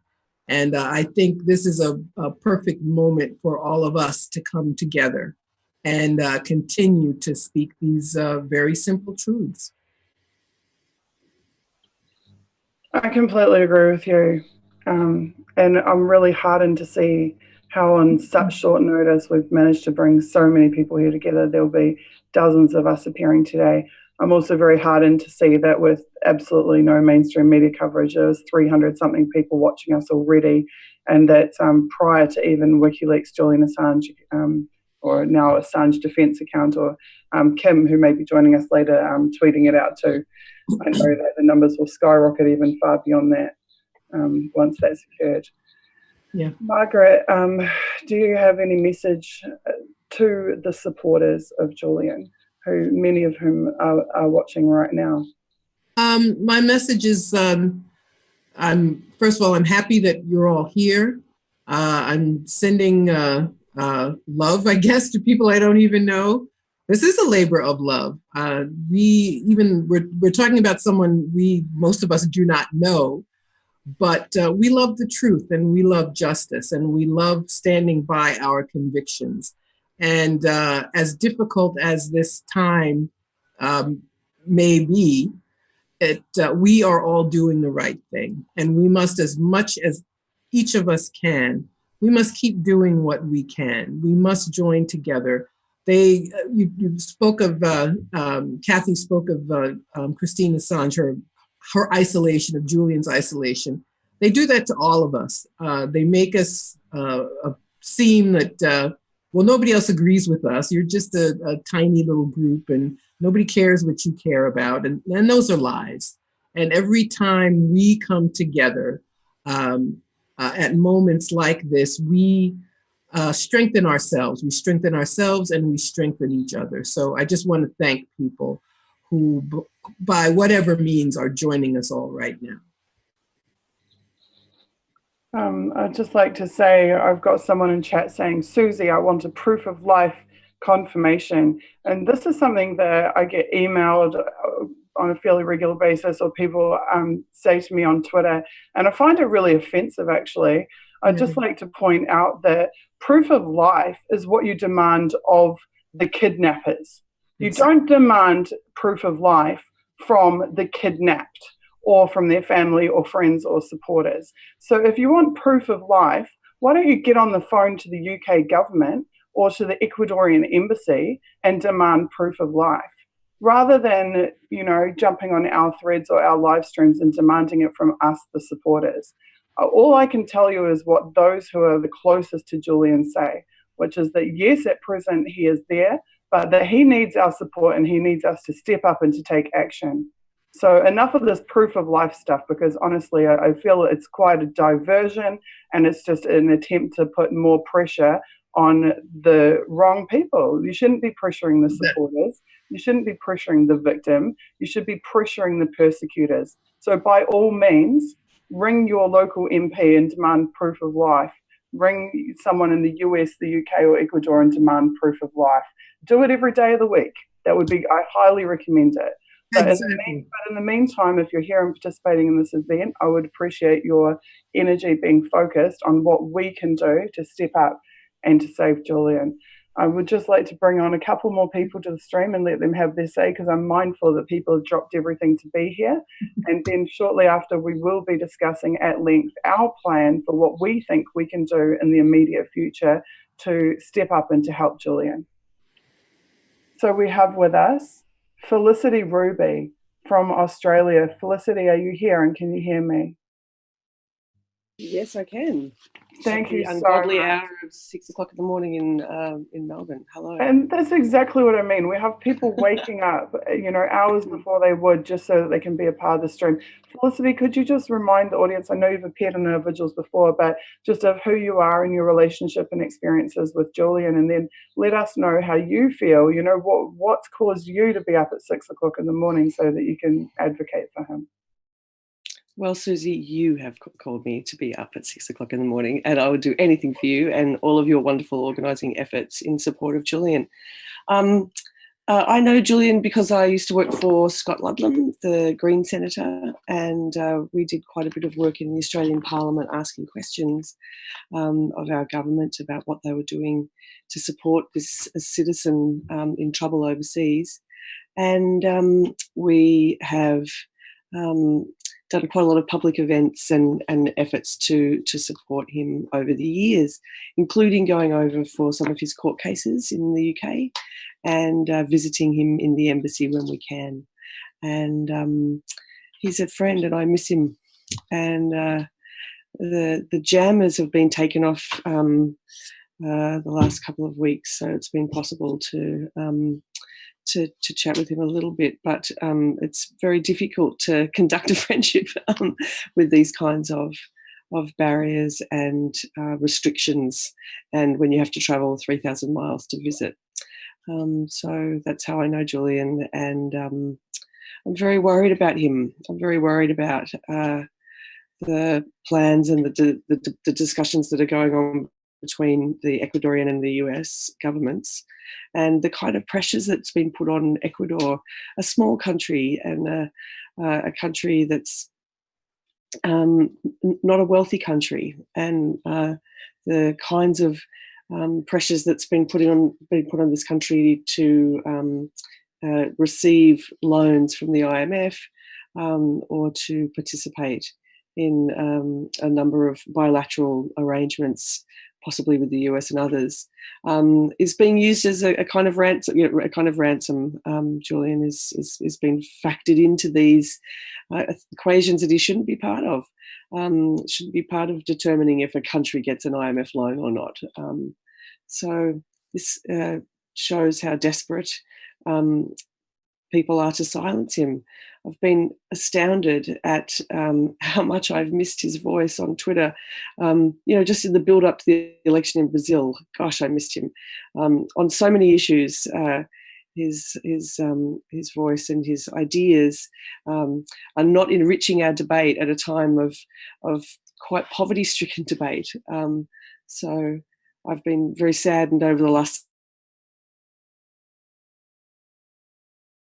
brutality of his treatment over so many years, this is a blow that is quite cruel to him, and his incredible and seemingly endless capacity for resilience again tested at a whole new level.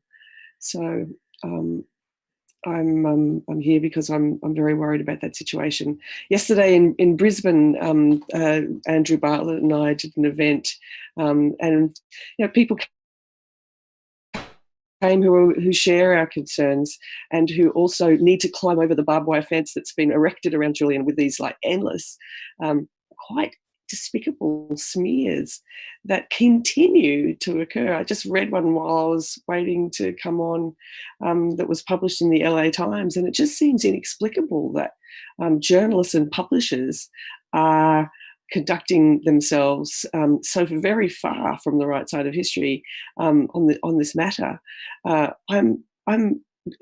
I keep being shocked, and I feel like I shouldn't be able to be shocked anymore about the depths to which journalists and publishers will go to attack a journalist and a publisher.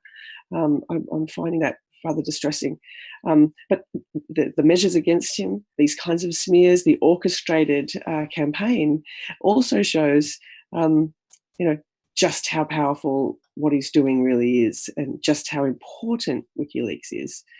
So I feel like we also have to double down our efforts to agitate and to educate about what the work of WikiLeaks has been and the incredible contributions. The first question I was asked yesterday at this event was, what has WikiLeaks taught and shown us about Australia? Now, I could have talked for an hour about that, just listing very briefly, going through a dot point number of pages about all the things that we've learned about power, all the things that we've learned about the suppression of information, the things that we've learned about 41 Australians have died in Afghanistan, which is not a tiny pinch of how many Afghanis have died, but on false information. Our Prime Minister says in public, it's going great, we're going to win, everything's fine. And in private is saying, this isn't going well, and we're very pessimistic about what we're doing. So, that lives are being lost based on lies, we know because of WikiLeaks. It's just so much that we know just about our, country here in Australia, let alone international power structures, let alone to do with, the development and the proliferation of some of the most dangerous weapons that are under development. So I feel like the harsher the repression, the more we should be looking at the material and amplifying it. This is the substance of what he's been doing, and so also that there's a great receptivity and people are very keen to understand and learn, and have been more inspired to punch in what they're curious about to the WikiLeaks website if you encourage them to do so and show them how easy it is. It's really like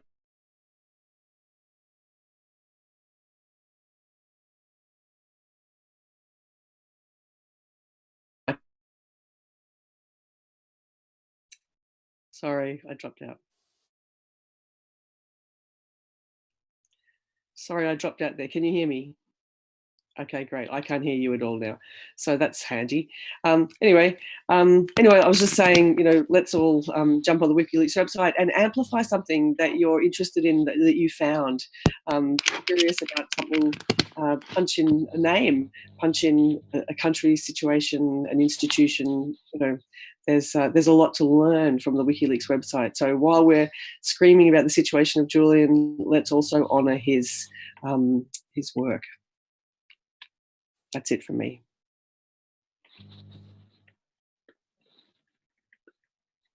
So it looks like Susie has to jump off because her sound is gone too, and she's asking Joe to take over and to ask some questions of somebody. Thank you very much for your statement. I see Susie's back. Are you back, Susie? There must be some technical problem there. I can see, well, Felicity, thank you again for that. What do you make of the recent news of the attempted break-in and these apparent surveillance devices that have been put on the scaffolding at the embassy? What does this portend for you? I've spent a bit of time at the embassy. The first time I went with Scott Ludlam when he was a senator, we met first with the ambassador to greet her and to do all the protocol things and to give her an Aboriginal painting, actually, and to thank her officially as a representative from Ecuador. And coming from Australia, we were so ashamed that our country was so rubbish that the country of Ecuador needed to step up and protect one of our citizens. So we felt it really important to speak to her first and to honour her. And she said to us, "There's a big surveillance truck outside and they can hear your thoughts." So, the surveillance and the penetration of the embassy from the get-go was very, very intense. When you walk into the embassy, for many years there was police, armed police, stationed outside, and they would always say hi, and they were taking notes of who was coming in and going. And we knew also that there was plainclothes police around and intelligence apparatus set up around the vicinity. So you always had that feeling of, entering into a very surveilled place, and then knowing that while you're inside, everything that you were saying was being recorded and listened to. So that's always been the case. So the fact that they can up it any more by putting scaffolding around the building and attaching cameras to that, and then sort of staging an attempted break-in. There was a break-in some years ago, like around in 2016, when I was also in London for some time. Someone scaled the building, and of course it's a public building and it's near a very busy shopping centre and railway station. So there's a lot of people around all the time, but it's a very obvious attempt to harass and hassle him when people are scaling the embassy at 3 o'clock in the morning, or indeed when they're trying to enter his bedroom. So I feel like that's just a whole level of harassment and intimidation and an attempt to kind of disturb what tiny amount of tranquility and equilibrium that he might be able to muster in that place. I find distressing. I didn't know about it until I joined Paul. Of course, that was the Moreno government that greeted you and accepted your painting and warned you about the surveillance truck. This is a whole new government now in Ecuador that if those are surveillance devices that were put on the scaffolding, then they would have to have agreed to that. And that means that the situation, as we know since the spring when the government indicated that they wanted him to leave at some point, we're waiting virtually every day to see what's going to happen to him. So that's in that context, this development of the break-in and the new surveillance, if that's what it is extremely alarming. I don't know if it's all anybody's guess what could happen, but there's certainly legitimate fears that, as even Ray pointed out earlier, maybe he's gone already. I mean, we don't know that he's even in there. So if he is removed, we won't know it, obviously, until he may appear.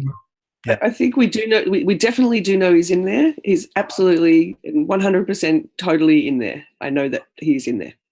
So at this moment, just for a moment. Yeah. I think he's in there at this very moment. I tried to allude to that earlier, but I don't actually want to give any details, and I doubt that Felicity will either. But yes, we know that he's in there. And very shortly, it appears that we will have someone join the Zoom, one of the vigil activists who is right now on the ground outside the Ecuadorian embassy. So we're going to interview from outside the embassy shortly, maybe within the next half an hour. And I think also that one of the biggest narratives that gets pushed to try to deter people from taking action to support Julian is this idea that, he's not really in there. He's already been taken. He's already whatever. He's already, Trump's protecting him. The CIA is protecting him. People say it's, so we definitely shouldn't feed into that narrative because it's not true. Right. It is not true. So Susie, that's something we need to be emphatic about. And just on the issue too, the surveillance and the scaffolding, I feel like there are things that are debatable and there are things that are not debatable. Okay, Like, it's debatable whether those are legit devices or whether they've been made to appear like they're legit devices. It's not debatable that the door was wide open, there's no security in the building 9 hours after an attempted break-in. So I think probably it's a mistake for us to debate the things that are debatable. What we should actually do is lay, the concrete case. There is insufficient security at the embassy, especially in the wake of a known, confirmed attempted break-in. Right. That's just a fact. And Susie, if I could just break in there real quick, can you hear me? Yeah, sure. Go ahead, Sean. Great. Yeah, I'm glad you centered that, because I kind of wanted to also say, all this stuff about proof of life and, what the devices are, if they're just run-of-the-mill scaffolding security and so on. If the Ecuadorian embassy did agree to that security, right, we should be able to find out what the situation is.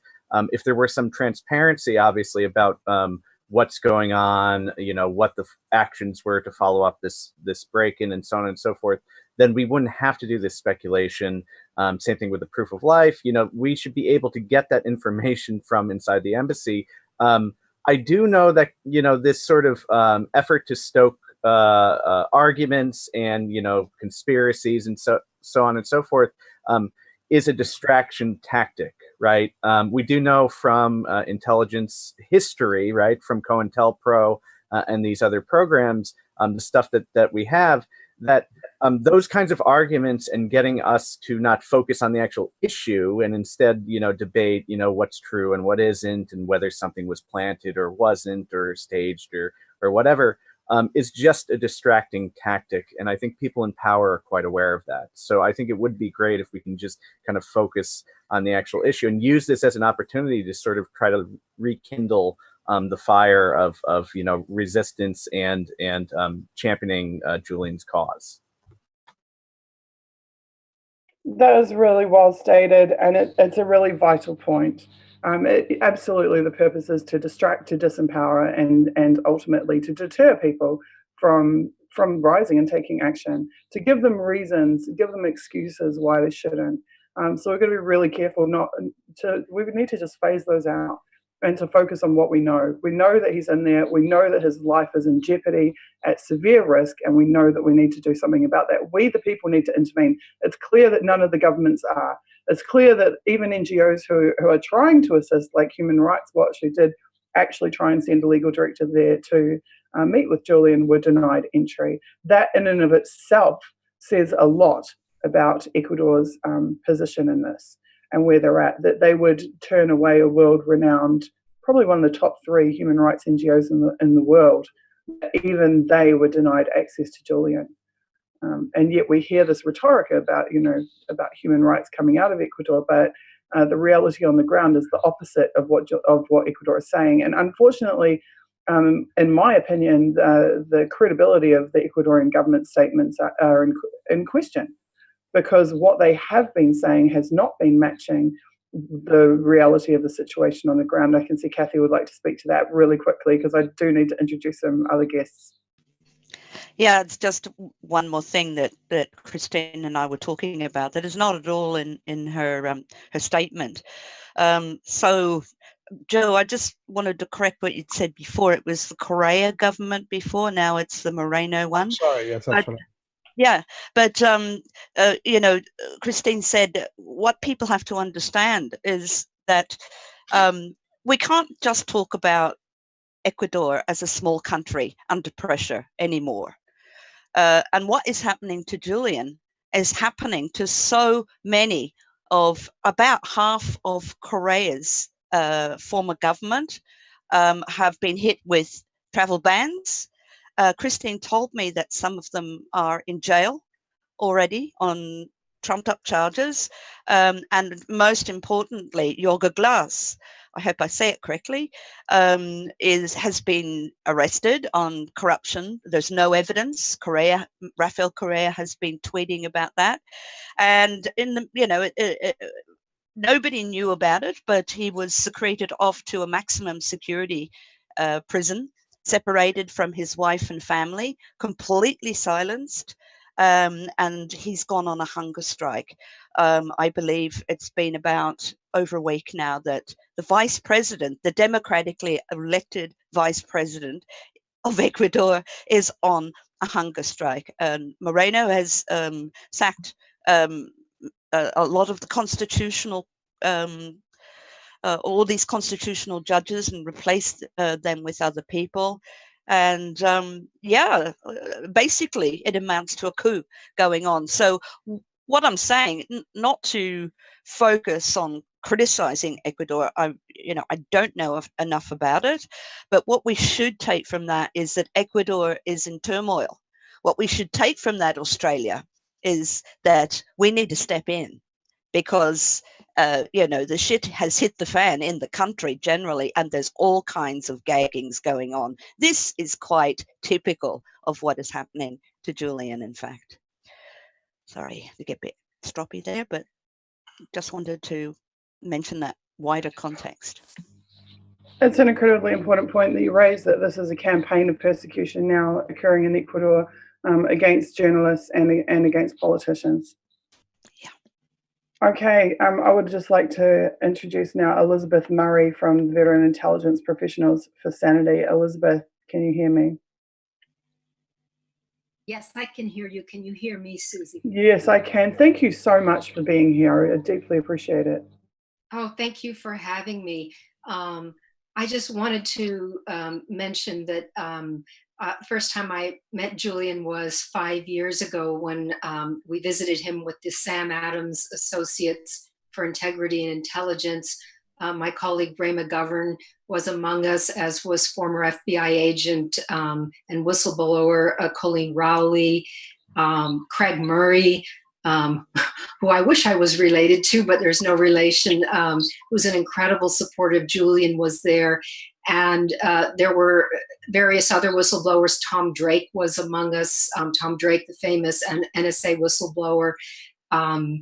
It was a really incredible gathering. And I just want to talk about the contrast in the security situation. I remember going into the Ecuadorian embassy and being received warmly. There were no special security procedures. We were able to take photographs of the event freely at that time. I remember having collected, I had thought about Julian's situation. I remember going to the desert when I was visiting a friend and collecting sage and some mesquite, and I remember that I just showed it to the Ecuadorian security and said, I brought this for Julian because I thought he might want to smell it and remember what nature is like. And they smiled and they were fine with it. I mean, they were happy with the gifts that we brought him. No restrictions at all. And I remember feeling a bit funny in that company of these, incredible whistleblowers. And I'm just, I am a former intelligence professional like Ray. I was on the analyst side, but I'm not really a whistleblower. And so I remember saying to Julian, well, I don't know how you feel about having someone who was just in the US government, sitting next to you. And he just gave me a big smile and say, what, where do you think my sources come from? And he was just so warm and supportive. And of course, that time it was a different atmosphere because of his relationship with Rafael Correa. And it was a really fun visit. And fast forward a couple of years later, we were back in London to give our Sam Adams Award to Chelsea Manning. And so, of course, several of us went to visit Julian again at that time. And this time things had tightened up a little bit. And I remember we were not allowed to take photographs. And of course, things have deteriorated sharply since Lynn and Moreno took over. But I just wanted to talk about the earlier feeling and especially the first time. I mean, Julian was so upbeat. He was, in fact, a little shy to have so many people in the same room with him. So I can just imagine how difficult things are now with him being virtually, totally incommunicado. I can imagine just how difficult things are for him. But, he and his mother are just incredibly strong people. And if there are any people at all that can endure this kind of abuse, it is Julian and his mom. And I'm just really glad for him that he has supporters like Karen O'Reilly of the London Catholic Worker, who I was privileged to meet when I was there, who's a longstanding supporter, people like Craig Murray, people like you, Susie, and Elizabeth Leah Voss, and Kathy, and others who are here on this forum. I want to just say on behalf of the Sam Adams Associates that, if they come for Julian, they're going to have to come for all of us. John Kiriakou is also one of our group, and we all stand very much together with him.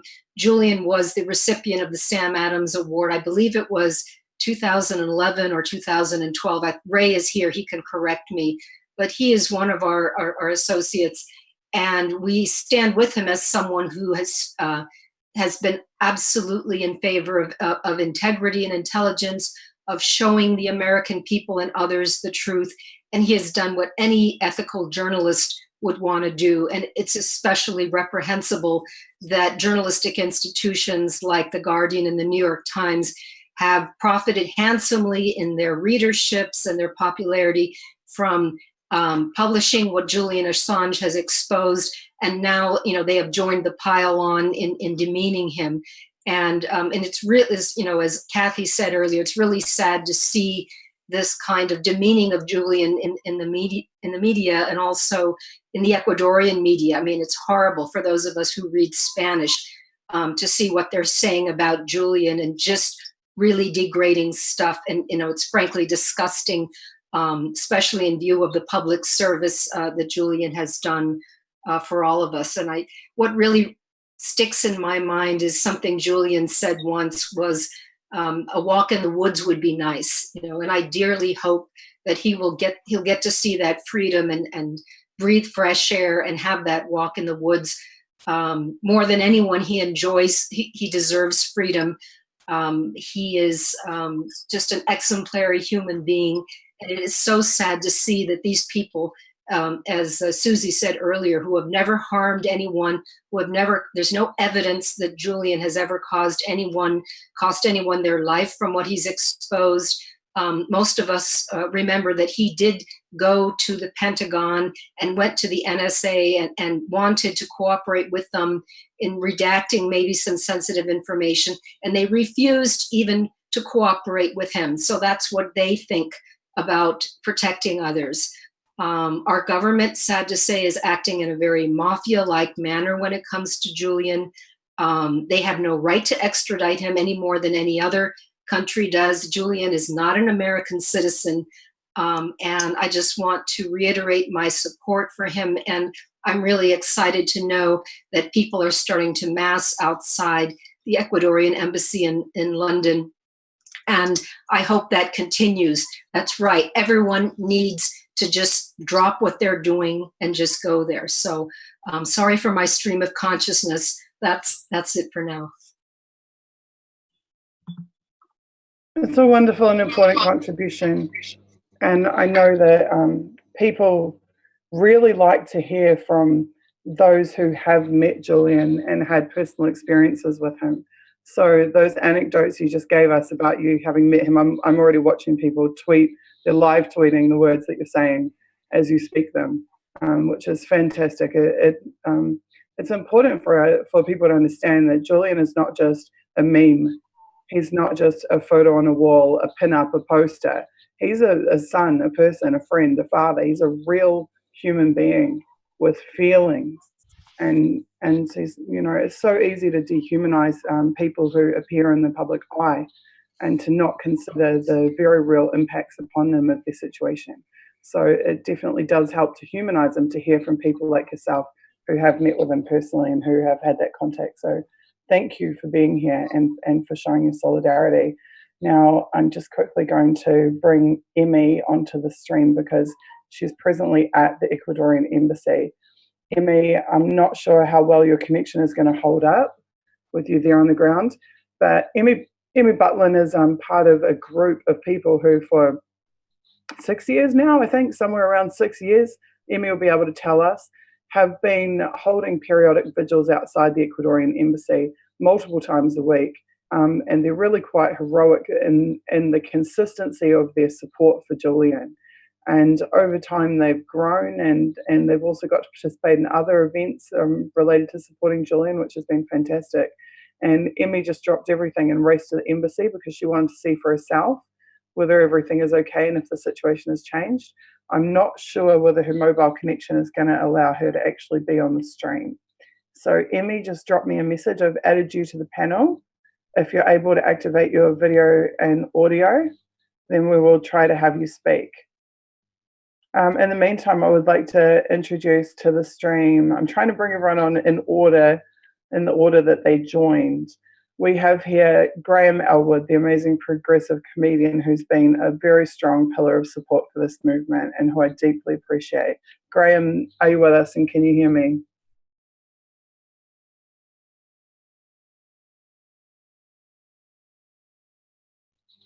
No?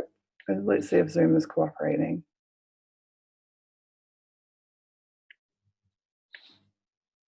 Graham, I can see you, but I can't hear you, so you probably just need to unmute yourself.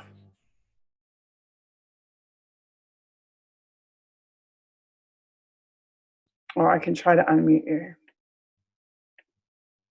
Okay, Graham, speak. Hey, I'm here. Hi. Can you hold your camera sideways for us? All right, there you go. Wait, hold on. I'm on both. I'm on my phone and... You need to mute one of your devices.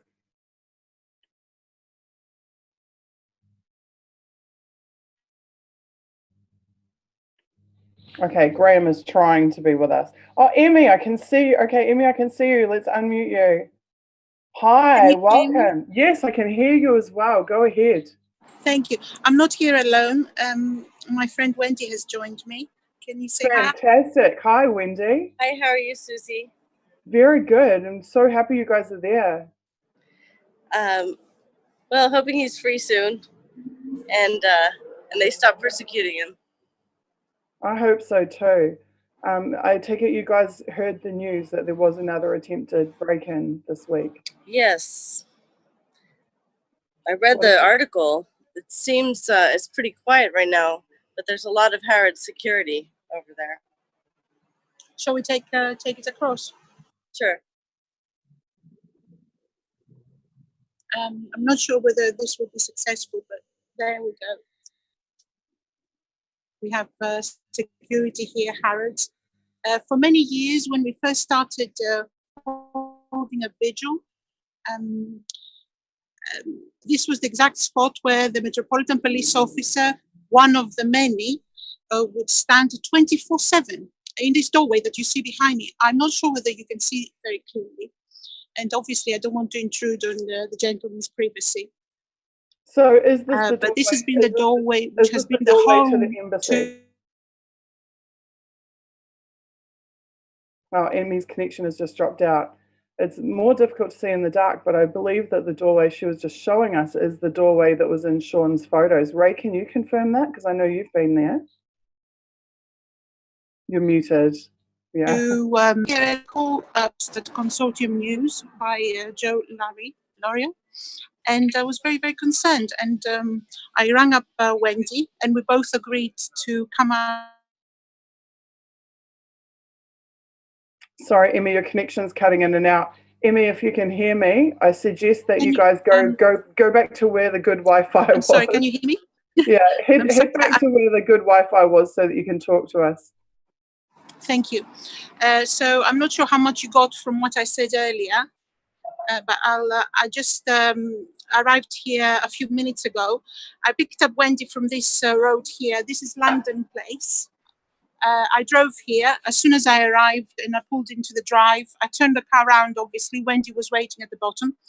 And a police vehicle came in, a Metropolitan Police vehicle with all the red markings, and pulled inside.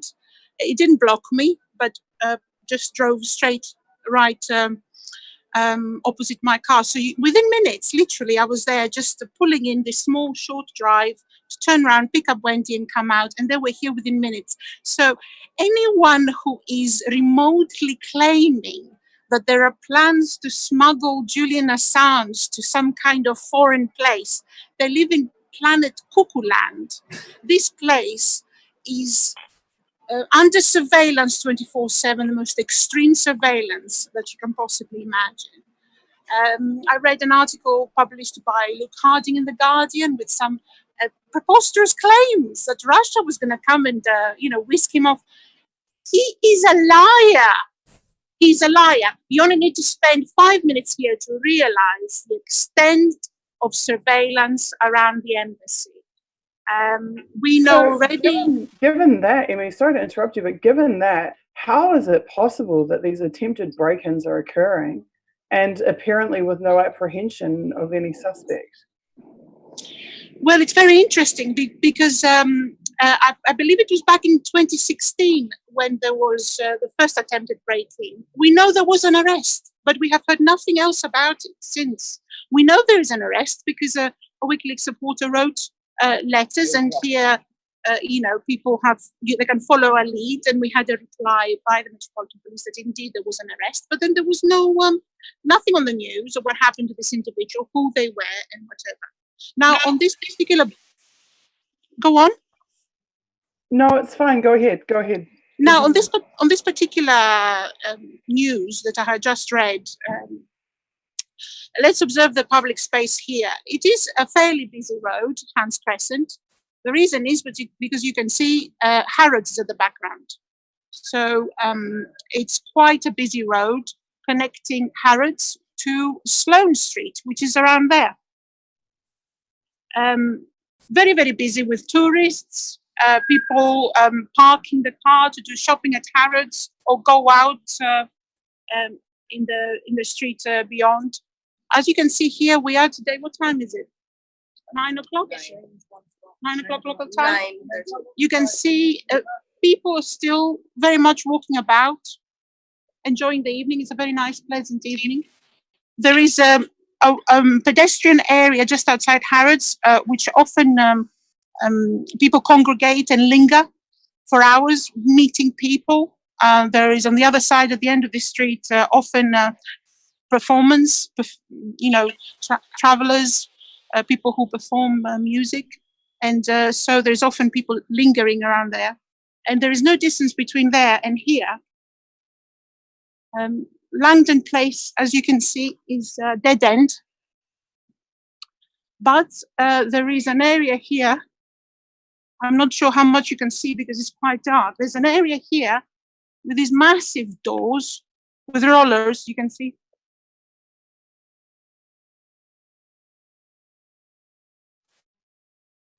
Unfortunately, Emmy, as soon as you head in that direction, your Wi-Fi drops out. I thank you for that update. Ray, is there something that you want to say? Yes. Are they the Currently, only there? What currently happens here is that Harrods lorries come in and out of this area a lot and unload or just for storage. This area here at the end, as you can see, there's I don't know if you can see, there's a tower with a staircase going up. Well, this is linked to the actual Harrods building because we see a lot of Harrods staff coming out from there at the end of their shift. So I don't know exactly how, but they do come out from here, from that door at the back. And onto Hans Crescent. The Harrods security staff who you were Sorry, you cannot hear me? I can hear you fine. I'm just wanting to ask you a question. Before you showed us a doorway with Harrods security staff in it, was that doorway the entrance to the embassy? No, this is the entrance is on this side. You will see it now. This is a balcony. Right. But there is entrances in the side of this building here. There is a door where we used to see policemen going in and out when the overt policing was taking place. There's this door here. I'm not sure if you can see it. Yes, we can. So we used to see uniformed Metropolitan Police officers going in and out of this door. And obviously there are tunnels under the building or wherever they've been. I'm not quite sure. Are you able to show us the entrance to the embassy that was in Sean's photos? In whose? Oh yes, certainly. It's at the front.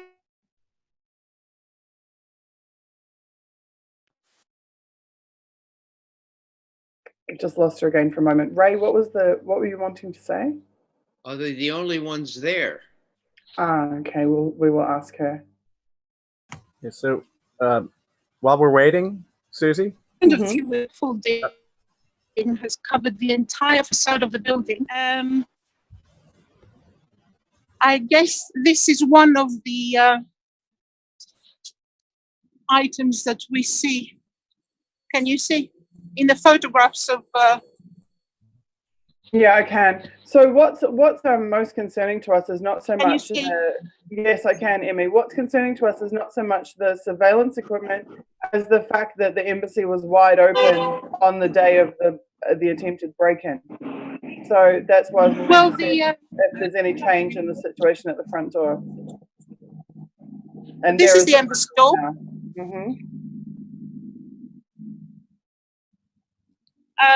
It is closed, the door is closed, there's often security.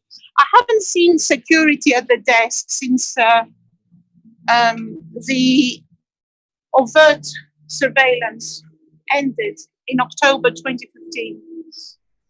There is often a man standing there, the concierge of the building. So, and I don't know if there is any other security, because don't forget, this is not the only embassy in the building. You have the Colombian embassy right next to it. And this is it. This is the Colombian embassy. So you will have people coming in and out and security relating to this embassy. I'm not sure if you can see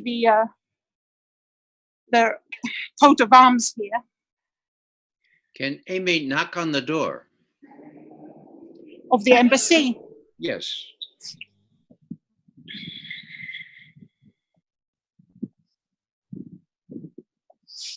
What would you like her to ask, Ray? I'd just like to see if she could get in. No. Very firmly, no. Can you ring the bell?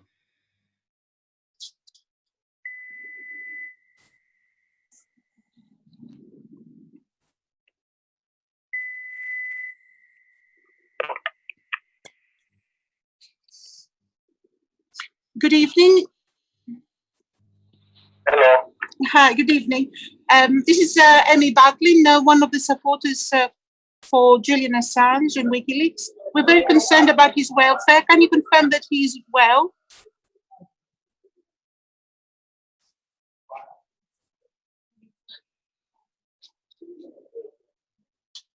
There is no answer. I think I will not further disturb them. Now, this is where we are. You yourself have previously been admitted to the embassy and visited with Julian, correct, Emmy? That was a very long time ago, yes, back in 2015. When I visited the building at the time, there were overt surveillance, so uniformed police officers surrounding the building. There was one gentleman here, one officer here in the steps, who stopped me as I was walking in to ask me where was I going, which was rather intimidating. And as I entered, there were more police officers inside the foyer. How about today? Today, there's no one. No, but the uniformed police officers, Metropolitan Police officers, were removed on the 12th of October, 2015. There have been police officers in the vicinity, uniformed police officers in the vicinity. As I explained earlier, the moment I arrived and drove in the car, there was a Metropolitan vehicle that immediately came and parked next to me. And of course, we see them periodically here, parking their vehicles outside the embassy, on the other side of the embassy. And where we normally hold vigil, which is on that side, just that door there, they often approach us to ask us how long we're going to be here. And these are all kinds of different units of the Metropolitan Police, regular bobbies, or from the diplomatic service, or sometimes we have officers who carry guns, so we know they have the emergency response, who just stop and come and approach us and ask us how long we're going to be there. Are you alone there now, or are there? No, I'm with Wendy. Are there only two of you before the Ecuadorian embassy? Just the two of you? At the moment, yes, because we really didn't know what to expect. When I read this article, I felt very alarmed, and I wanted to come and check for myself what is going on. Wendy, is Kieran's night vigil still in operation there? You follow his tweets, so he's very frequent holding vigil here in the evenings. At the moment, he's not here, but I'm aware that Wendy met with him yesterday. So perhaps if I pass on to her. Hello, yes, they came for a small vigil yesterday, also observing the All Souls Day. So they had candles out and just representative of people that have been shot and killed by the UK. So they were holding a vigil. It was really beautiful. Awesome. It's very difficult to hold 24/7 vigils here with the amount of people we currently have. No, given how quickly the police arrived, as you say, Emmy, you know, within minutes of your arrival, one would assume that if there was an attempt to break in at the embassy, that the police would see that and also be there in several minutes. I cannot speak for them, but with my experience, all these years here, a pin doesn't drop without them being aware. Let's not also forget that there is camera surveillance everywhere. We have seen the photographs. We can actually see some of them ourselves. So our next update on electronic surveillance in the area in the form of, I'm not a technical person, I couldn't describe to you, but you know, when they pick up your communications and things like that. So there's absolutely no way that the police is not fully aware at any moment in time who is who, etc. So fantastic. Thank you for that confirmation. That's all I have to say. There's nothing else we can that's can fine. We're gonna linger a bit, and then we're gonna go and have a little drink and check the place a bit later. Thank you so much for being there, Emmy. It's amazing of you guys to drop everything and to do that. Thank you. And it's an important confirmation. That you sorry about the quality of the video. I mean, I haven't got a clue to be for your audience, but no problem. Okay, we're going to move on now. Thank you, Emmy and Wendy. We're going to move on now to Graham Elwood. Graham, can you hear me? I know that you have to get out of here soon because you're in the middle of traveling for shows. Are you still with us? No. Okay, it looks like he has dropped out for the moment. But Simon Forth is. Okay, now, Ray, I think it's a really good time, being that we've just spoken to on-the-ground activists at the embassy, for us to talk about what we think needs to be done in the coming weeks in order to generate some support for Julian. Are you still with me, Ray? And also Joe Laurier. Sure. Yeah, I'm still with you. And again, applause for all we have accomplished since late March. And that's an appreciable accomplishment. I have to say, though, that the same fly in the ointment is the mainstream media.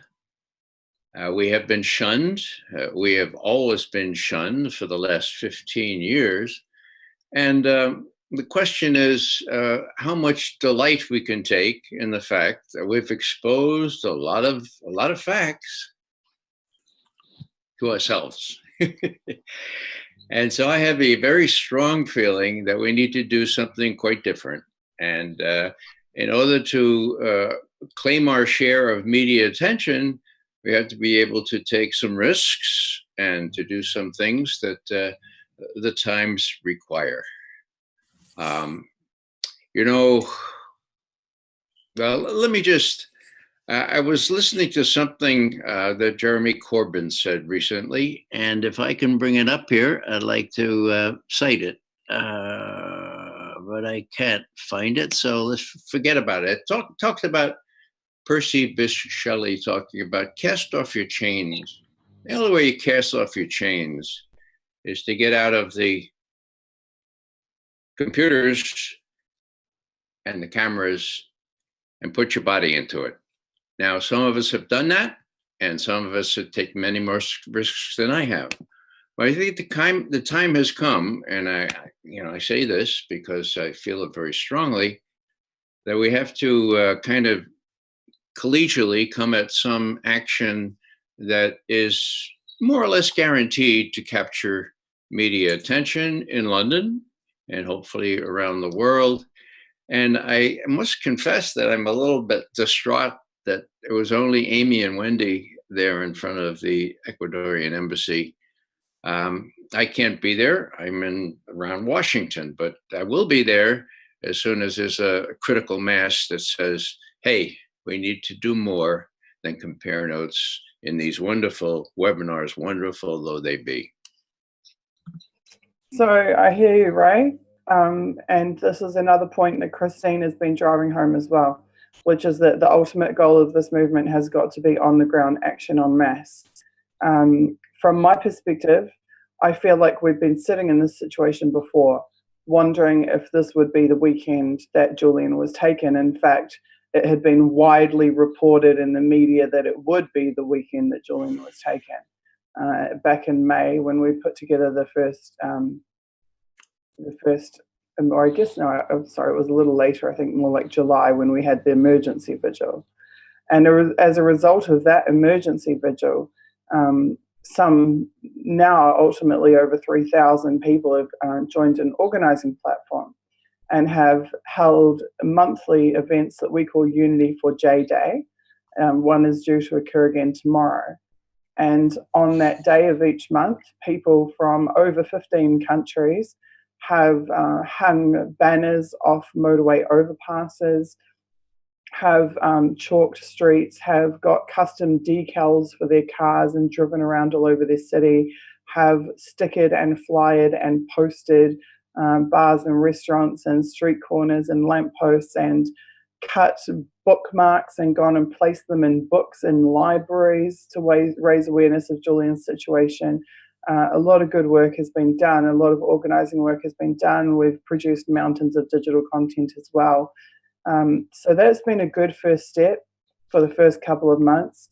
And I feel like now sitting here wondering if Julian is going to be whisked away, we are in a better position to respond to it than we were previously, but it's still a fledgling movement. So I had a conversation this week with Joe Laurier, with Ray McGovern, and with Christine Assange. And we were brainstorming about what we could do, at what action plan we could put together to start to build that critical mass that you're talking about, the groundswell. And we believe it has to be in London, very much so. Now, we can do solidarity actions all around the world, absolutely, but the hub is going to have to be in London on the ground. Now, after much discussion, we decided that actually the Ecuadorian embassy is not the best location for that, for multiple reasons. First of all, these government buildings are, with the diplomatic security and everything else, they're not ideal. I've seen this at embassy actions around the world, actually. They're not actually the ideal locations for raising awareness and building critical mass. The ideal locations for raising awareness and building critical mass are commercial hubs, centre of town shopping districts, are motorways and highways with tens, hundreds of thousands, millions of people traversing them. Because our target audience is the people we want to get our message to are the everyday people of, in this case, the City of London, many of whom are propagandized constantly against Julian and about his case. And so we need them to visibly see an alternative narrative, to hear an alternative narrative and see that there is an existing support base for Julian that will pique their curiosity as to why there is, and allow them to independently investigate further. So we have suggested that we ask people to congregate at Harrods, because Harrods is that high traffic, especially in the Christmas season, that high traffic commercial zone. That is where you're going to get much more visibility than you are at the Ecuadorian embassy. We also know we've tried to put together what we've noticed of successful activism movements in the past. We know that persistent action is key. So going to Harrods once is not enough. Even once a month is not enough. It has got to be every Saturday until he is free. Every Saturday until Julian is free. That Saturday shopping traffic needs to be seeing visible protests in support of Julian Assange. Now, the next question is, well, just sticking up a sign or a banner is not really particularly effective. We need something that will really catch people's attention. And how traditionally in activism attention has been gotten is by making noise, lots of noise. And we know that in countries all around the world, actually, in particular in the Icelandic revolution, they used pots and pans. They banged on pots and pans. They stood outside the parliament and banged and banged and banged on pots and pans, demanding the resignations of those within, and they eventually got them. I interviewed Birgitta, I can never pronounce her name properly, no one can actually, Jónsdóttir. I interviewed her twice in 2012 and 2013. I asked her, what was the secret to your success? How was it that you pulled this off? And she said, we banged on pots and pans. We made ourselves impossible to ignore because nobody can ignore that sound. And then when I was speaking to Christine Assange, Christine said, but we don't want people to get upset at this noise because the noise is kind of offensive. You know, if you don't know what it's about, listening to someone banging on pots and pans endlessly is annoying. So Christine and I decided we need a chant. We need a simple protest chant that explains to anyone listening why the protesters are banging pots and pans. You know, what is so urgent that we're doing this. And this is the chant that we came up with, that we would like protesters to chant as they hit on the pots, they bang their pots and pans. And that is, we are banging pots and pans because we won't let them kill this man. So we're going to take our photos and posters and images of Julian and our pots and our pans, and we are literally going to bang our pots and pans and chant that over and over. We are banging pots and pans because we won't let them kill this man. We are banging pots and pans because we won't let them kill this man. The words are so important because as soon as people hear the acknowledgement that we're banging pots and pans, it's to stop them killing this man, any person can understand, wow, someone's life is at risk. And that is a valid reason to be banging those pots and pans to get attention and to make noise. And so that we believe will be the key to the success of this. So at the last major Ecuadorian embassy protest, I think there was about 600 people. So what we intend to do is to use every relationship and networking tool available to us to get as many people as possible to become aware that every single Saturday until Julian is free, we will be at Harrods, we will be banging pots and pans and chanting. We are banging pots and pans because we won't let them kill this man. That is the plan. Now, obviously, Unity for J Day actions will go ahead tomorrow as normal, but as of next Saturday, it will be the first of the weekly actions. Now, when you organize a protest action, you need 2 or 3 months. You have a organizing committee, you have a date and a time and a place, and you go and put posters everywhere and all of that stuff. That isn't going to work if you want persistent action. Persistent action, it needs to be something simple that everybody can remember and pass on to each other. And that simple thing that I want you to remember and pass on to each other and to anyone you know who's in London, in England, every Saturday until he is free. We don't need a poster with a date and a time because it's every Saturday until he is free. And the larger message here to those who are persecuting Julian is that as they up the ante, as they increase the pressure upon him and the impositions upon him and the endangerment upon him, so too will our efforts to protect him, to raise awareness for him, to support him, and to free him escalate. So the occurrences this week have resulted not only in this emergency meeting, but they have resulted in what was 1 day a month actions are now 4 times a month actions, five times a month in certain months. So that is the next step. We will be contacting every single person we know in London. Now, I'm very grateful. A number of our participants have said that they are willing to fly to London and to support those protests. So you can expect that if you support those protests, you'll have all kinds of cool people popping up there on various weeks to be there alongside you. But that's it, guys. You don't need money. You don't need anything else. Just grab your pots and pans, grab a wooden spoon to bang them with. And the only things you have to remember are, 1, every Saturday until he's free at Harrods. 2, we are banging pots and pans because we won't let them kill this man. Take your pictures of Julian. We'll be reaching out to all the established activism groups and all the established vigil groups, as well as many of the Unity for J people who put their hands up and said they're in London and willing to be a part of this. So that's the plan. Thank you so much. Ray and Joe, I know Joe's got a lot of historical information about this protest tactic, actually, but I'd like you guys to step in now and give us your thoughts on this course of action. Ray? Well, I just want to say that this began around the year 2000 in Argentina. The idea kind of spontaneously came up to bang pots and pans, and it happened then in various other Latin American countries like Venezuela, Chile, Colombia, Uruguay, and Ecuador, Cuba, Peru, and Brazil. And then it spread across the world. It has appeared in Canada, in Quebec in particular, in Iceland, as you mentioned, Susie, and Mexico, Spain, Turkey. So it's a pretty interesting idea. And it probably will lead to some arrests. Ray knows something about that.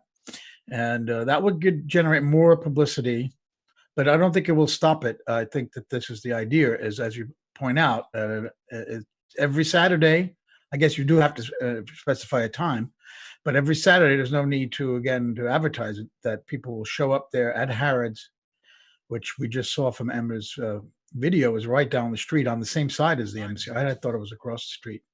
If they stand there and bang the pots and pans, that will create the attention that's needed on this issue about Julian Assange, obviously.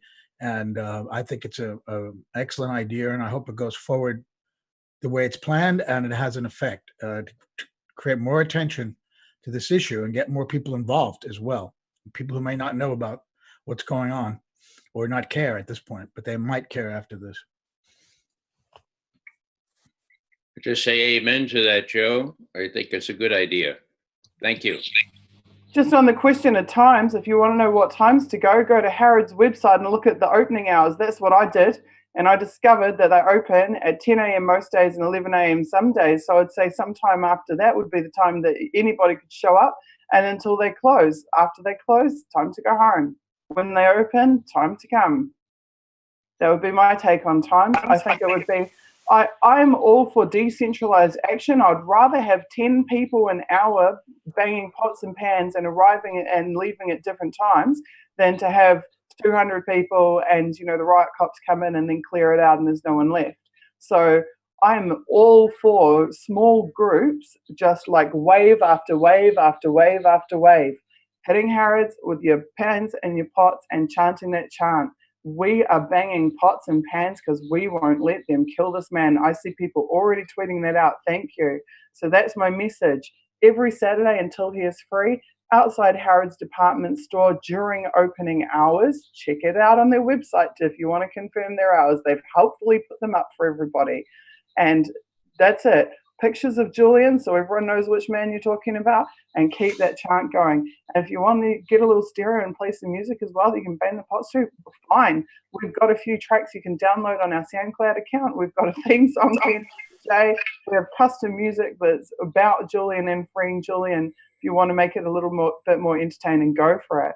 But, there's no reason why, if the police come and hassle you and you're not in a position to get arrested, that you can't go home and the next person come in 10 minutes or 15 minutes and keep banging. That's the ideal from my perspective. It's ideal to have decentralized action groups descending upon the same location relentlessly. I like that idea of if some people are hauled away by the police, then a new group shows up and continuously happens throughout the day. Also, I've just looked up, there is a kitchens accessory department in Harrods. So if you don't show up with your pots, however, it's quite expensive. There's one set going for £1,495. So that money would be better off going to Julian's Defence Fund. So please get yourself some cheaper pots. Bring your own pots, right? This brings up an issue that I wanted to raise. I've been in Harrods, and I suspect that not all Londoners have. I felt very uncomfortable. Perhaps it was my proletarian upbringing. That's where my Irish grandmother would have said was the upper crust, which she described as a bunch of crumbs held together by a lot of dough. Now, I don't want to brand everyone who goes to Harrods with that brush, but when I was there and I saw all the salespeople in tuxes and fancy dresses, and I saw that the cost of the pots and pans, for example, or what Joe just mentioned, I thought, well, in Washington, we are often arrested for what is called incommoding, making people uncomfortable, making people walk around us on the sidewalk. And so from my proletarian background, I would just add that if we incommode the upper crust at Harrods, particularly as Christmas is coming, and make it more difficult for them to spend their millions of pounds on expensive Christmas gifts, I have to confess that I will not feel very bad about that. So Harrods is a special place. I've never quite been in an department store, as we call them here in this country, of that kind. And why did I go there? Well, truth be told, Julian likes Middle East food. And I have to tell you, the food there is very good. And it costs a month's salary, actually, to buy a decent Middle East dinner for Julian and myself. So that's the reason I got into Harrods. But it was an experience that I always remember. And I think it fits our purpose to make sure that the people we incommode, if we do, are people who are movers and shakers, the upper crust, who might take notice and do something about it. Well, Ray, as a fellow Bronx proletarian, I second everything you just said. Yeah, I guess the food at Harrods is pretty decent, but it does cost an arm and a leg. I've only been there, I think, once, and somebody else was, of course, paying. But I remember that I was impressed with the food. But you know, I never return because unless someone else is picking up the check, you know. It's, welcome to the stream, George Samoli. Yeah. Hi, Susie. Hi, all. So I missed quite a lot of time. So is there any Right. So have you heard the news about the attempted break-in at the end? Yes, I saw that online. Okay, yeah. Great. Great. So what is your comment on that? Well, it's really is quite shocking. It's really horrifying that somebody is is thinking of perpetrating this, and it seems like there's more and more pressure being imposed on him just to make life as intolerable as possible, and really just to intimidate and scare him into leaving the embassy. So I think it's a very chilling development. But I have to say that I actually thought that the most effective way of getting him out, going by this new protocol, is to bring up the issue of his health, because that way they can come along and pretend to be concerned with his out of humanitarian passion for Julian, and saying, well, his health is really, really terrible, and he really needs to leave the embassy and get proper medical attention. And that way, Ecuador is a little off the hook and saying, well, we didn't actually kick him out onto the street. We were really alarmed by the prospect of his dying at any moment. So I really think that may well be the route that the Ecuador government will pursue. They'll bring up his issue of health, because that was a very important medical health and human rights is that would be a difficult line for them to push, given that they have held him in solitary confinement. They have been doing things which are abjectly detrimental to his medical health. Of course. But deceitfulness is really a part and parcel of this, the kind of imperial apparatus. They do this at the various tribunals, in which, like an International Criminal Tribunal for the former Yugoslavia, in which they impose appalling conditions on defendants, and then they purport to be really concerned about their well-being. And then they can impose all sorts of draconian measures on them by saying, well, if we don't do this, this person may die. And so, they've done this. I mean, for instance, at the ICTY, I mean, they've actually practiced force feeding, which is really, in violation of international law. But they say force feeding, well, because we really can't allow defendants to die on our premises. And so, having imposed appalling conditions on these defendants, and then defendants then in protest go on hunger strike, which is of course a fundamental human right, I mean, which is to go on a hunger strike. Prisoners have that right to go on a hunger strike. Then they say, well, in which case we really have to impose forced feeding on this defendant. So I can see Ecuador saying, yeah, it's not really our fault, that it's Julian has imposed this on himself. He came here. He's the one who's not getting enough fresh air and exercise. So we can't allow him to die on our premises. So we really feel that he needs medical attention urgently. So I really think that's the most dangerous path that lies ahead. Hey, two parts. Jamal Thomas, sorry. Hello. There's so many. We have this whole queue of Julian supporters now waiting to speak. I just want to say welcome to the stream, Jamal Thomas from the Progressive Soapbox, awesome YouTube star and amazing supporter of Julian and friend to many of us. Welcome to the stream, Simon Floth from Australia, philosopher, and one of the, I'll let him explain his WikiLeaks connection because I never feel confident to. Welcome to the stream, Graham Elwood, who is driving in a car right now, but is so determined to be part of the stream and is so dedicated. He's driving in a car with Ron Placone even. You'll need to unmute stuff if you guys are going to say something, and I'm sure I'm forgetting someone. Who else is here? There's someone else here that I'm supposed to introduce. Margaret Kimberley. No, we're good for the moment. Okay, so guys, take it away between you. Any of you that want to speak, Jamal, Simon, I do. First, thank you for inviting me to this. I read the article. That's the first point. Second, you're far too kind. YouTube star, that's like porn star. Thank you very much. I appreciate it. I don't know if the health thing, and only because is the health thing our perspective or his perspective? Like, I care about his health. I think all of us care about his health. And hypocrisy, I agree with you on that part. I don't think hypocrisy, they care about that at all. I think hypocrisy is one of those things that just kind of goes along with it. They've had people who were saying Julian Assange should be shot. That is a big step to walk back from. Like to turn around and say, but we care about his health. That's the only thing about that part. I read the article. It's troubling to hear what's been taking place. I am cynical on stuff like this. International law is one of those things for other people or for other countries. I don't necessarily know if it's for normies or for people who are in countries that are not necessarily in the upper echelon of military defense spending.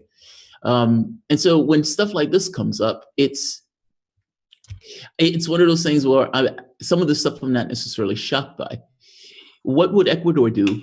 Because I look at this as incentives. What would Ecuador do if they did abduct Assange from the embassy? Ecuador would protest, they would complain, but it would be feigned protests. It would be, oh, we're so angry and upset, thank you, that type of stuff. That said, I would hope that they mean it by asylum. And I would hope that they would go beyond just the administration that are in office, like any other country that are trying to deal with rules of asylum. Ecuador has certain rules that Ecuador ideally would attend to. And it seems like, yeah, they're trying to make his life utterly and entirely miserable. And I don't necessarily know if this was an abduction attempt. I don't necessarily know if the scaffolding, it's one of those things where it's hard to know what's taking place because we're in the dark on this. Great article, by the way. I see Joe is here, the one who wrote the article. Amazing article. And I also, Ray McGovern, it is great to meet you. I saw your protests where the gentleman brutalized you as they dragged you out, as you tried to make your point. And there's a bizarre reality. There's a bizarre reality where the guy who's actually standing up for human rights is the one that gets brutalized and taken out. That is utterly bizarre. But here we are. So I just want to add that part in, but thank you for inviting me to this. Well, Jamal, I just wanted to say that the article I wrote in Conservative News is based on the reporting of Susie Dawson, who wrote a different take on it on ContraSpin. So it was because of Susie that we have this story. I just want to point that out. Excellent. I actually did a video on this, and I attribute it to both of you two. This is worrying. I guess I feel my thought on this. I think people underplay the significance of Assange, and I don't think they should. This idea, I got in an argument with a guy where his argument was he was a government type, and hey, the government needs to work in the shadows, which is kind of problematic right on its face, because, you know, if the government is working in the shadows, how do you know what your government is doing? And if your government is supposed to get its legitimacy from the people themselves, and the people don't know what the government is doing, how does it get its legitimacy from the people themselves? That's somewhat problematic.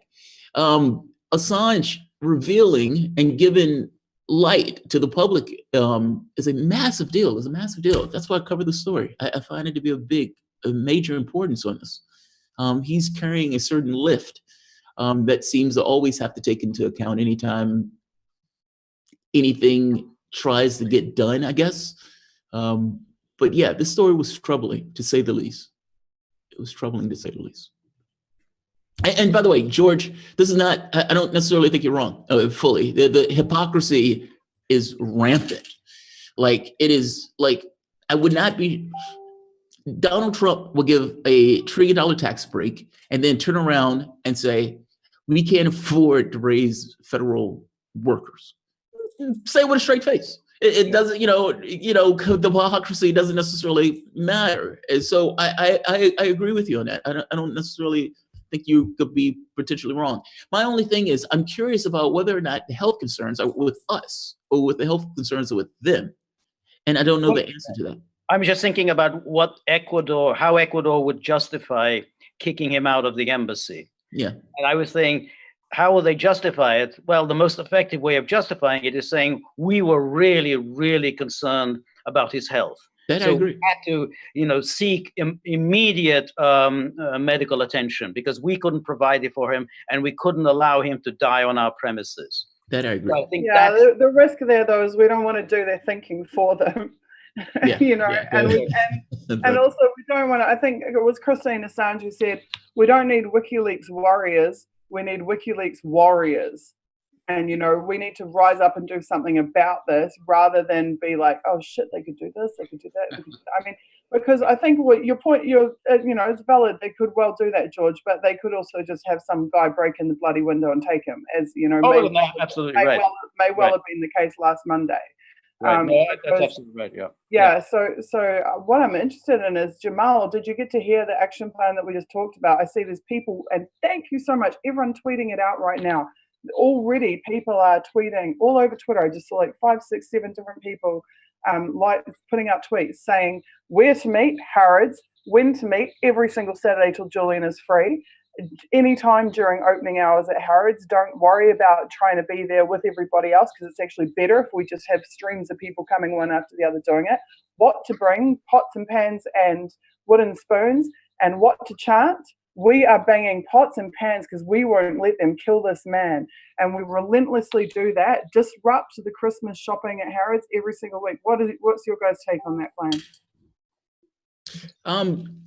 I love I can't think of the word that that Ray McGovern used. I love that word. What is it called? Incommoding. Incommoding. Incommoding. I love that word. Essentially loitering. Loitering for Assange. I love that. We've I guess we've gotten to the point where strikes and picketing and that type of stuff have become less significant.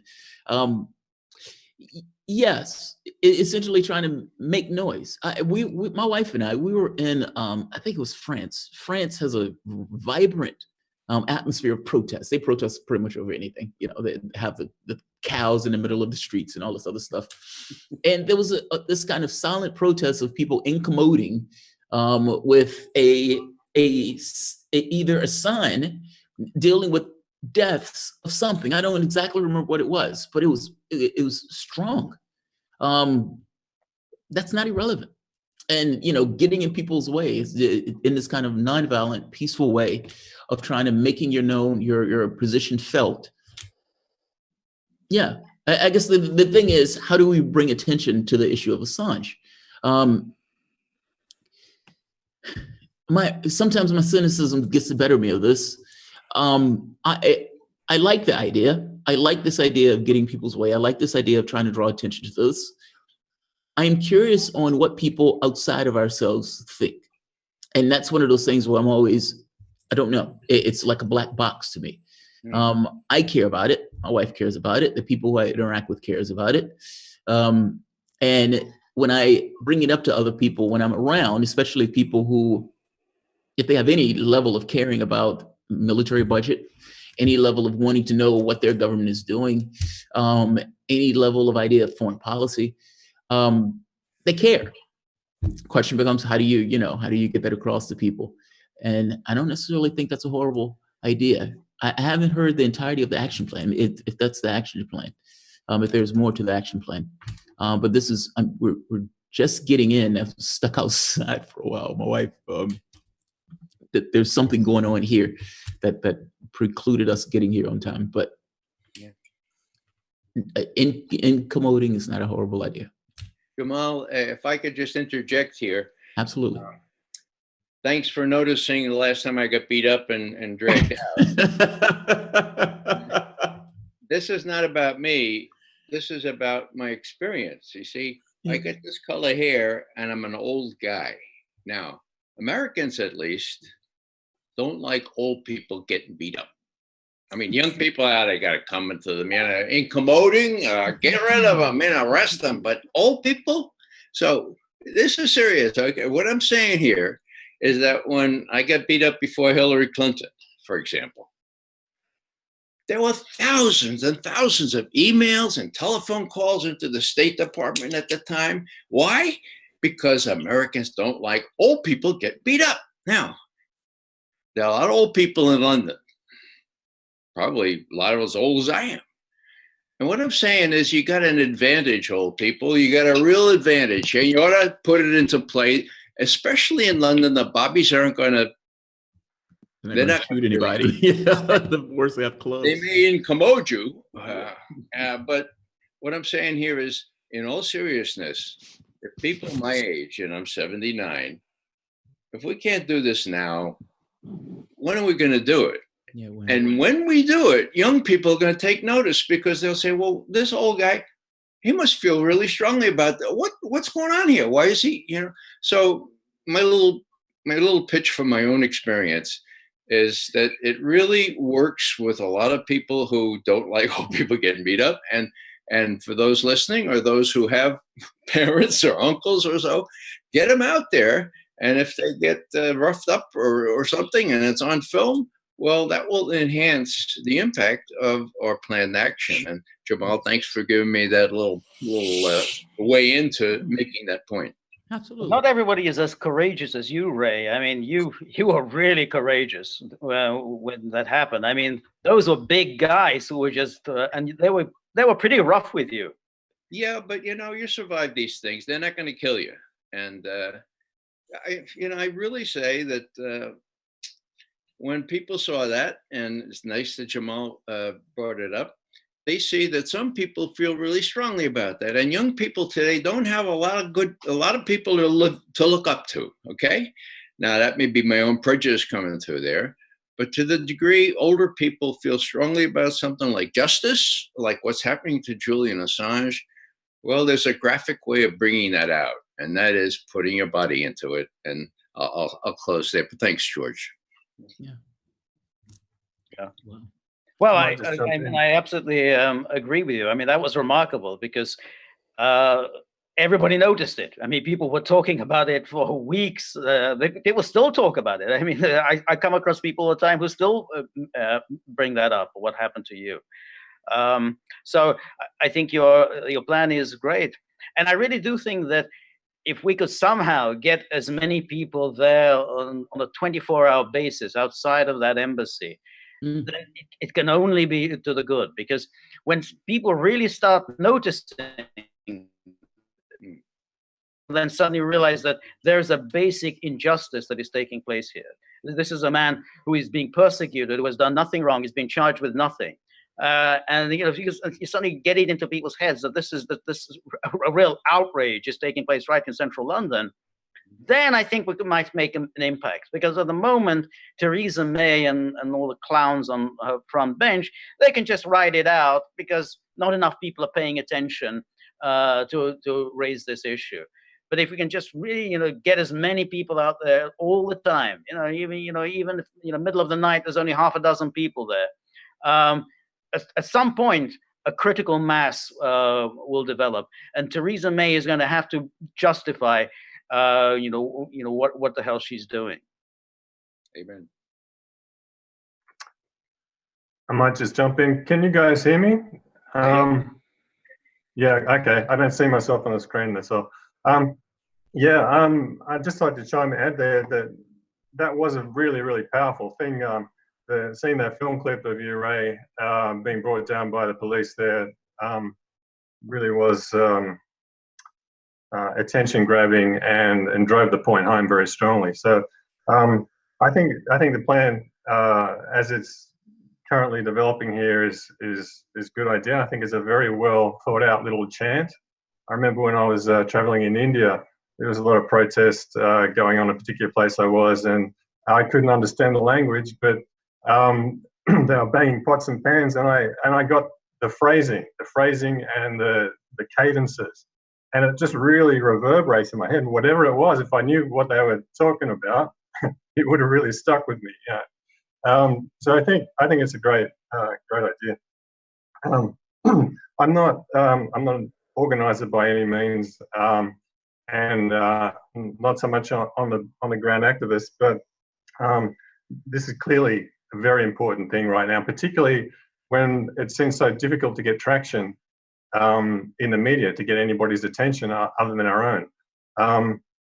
But I do think in one respect, something we could pursue a bit more on that side is the UN, because it still strikes me as incredibly surreal that this recent crisis harks back to essentially a meeting with the Special Rapporteur for Freedom of Expression and the High Commissioner for Refugees. We've had a meeting with Leonard Moreno, and then the next day there's reports about Julian Assange's communications being restored. Of course, that was complete nonsense. Effectively nothing's been restored, and instead we've had the list of new protocols, draconian protocols, being put in place. So what we've been talking a little bit about hypocrisy here, and I have to say I agree quite strongly with George. I think probably the most likely way, if Ecuador wants to make decisive move is to pretend that it's too inhumane to keep in there. And I realise that we don't want to sit around giving them ideas or just being concerned with idle things we can't do anything about. By the same token, I think it is important to make them realise that they're not, they don't have the advantage of surprise with any of their tactics. And there may be things we can do to raise attention, to make that seem a less viable option. Mentioning it is one thing, and I don't want to dwell on it. But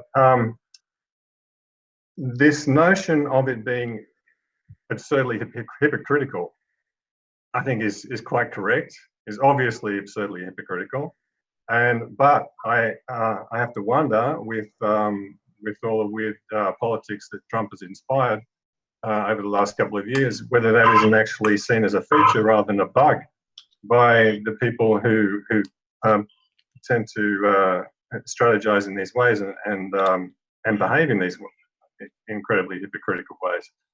One of the things it does is it makes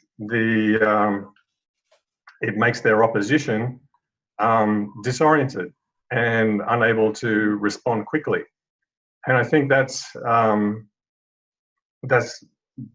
shown itself and played out in the current situation. It's been 2 weeks now. We have the UN supposedly about to do something important, and supposedly some important result coming about from it, humanitarian change, that Assange's communications will be restored. And what have we had? Stories about cats.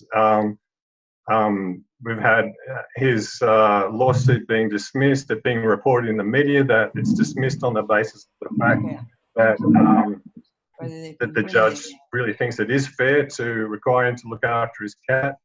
Look, the Julian Assange, now, what is it, Assange Defense Twitter account has been playing whack-a-mole with headlines of all these major news reports, just revealing that they're complete nonsense, that they're quoting.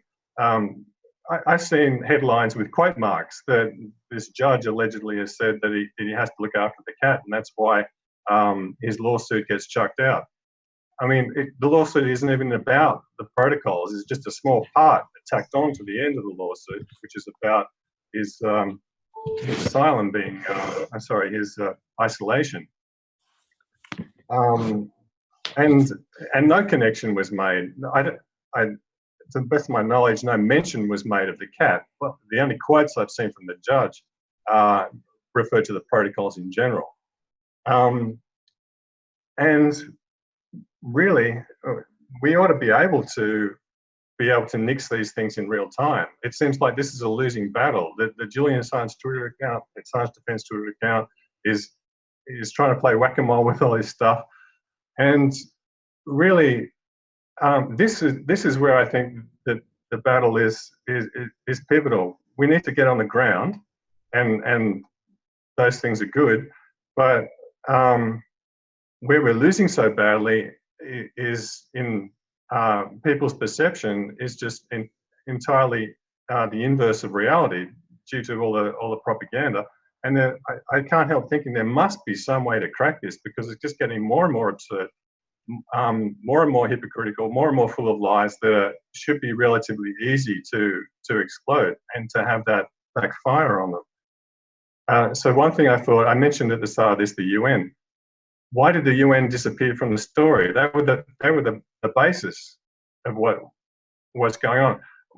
Where is somebody interviewing the Special Rapporteur for Freedom of Expression, David Kaye, or the Human Rights Commissioner for the High Commissioner for Refugees, Filippo Grandi, I think is his name.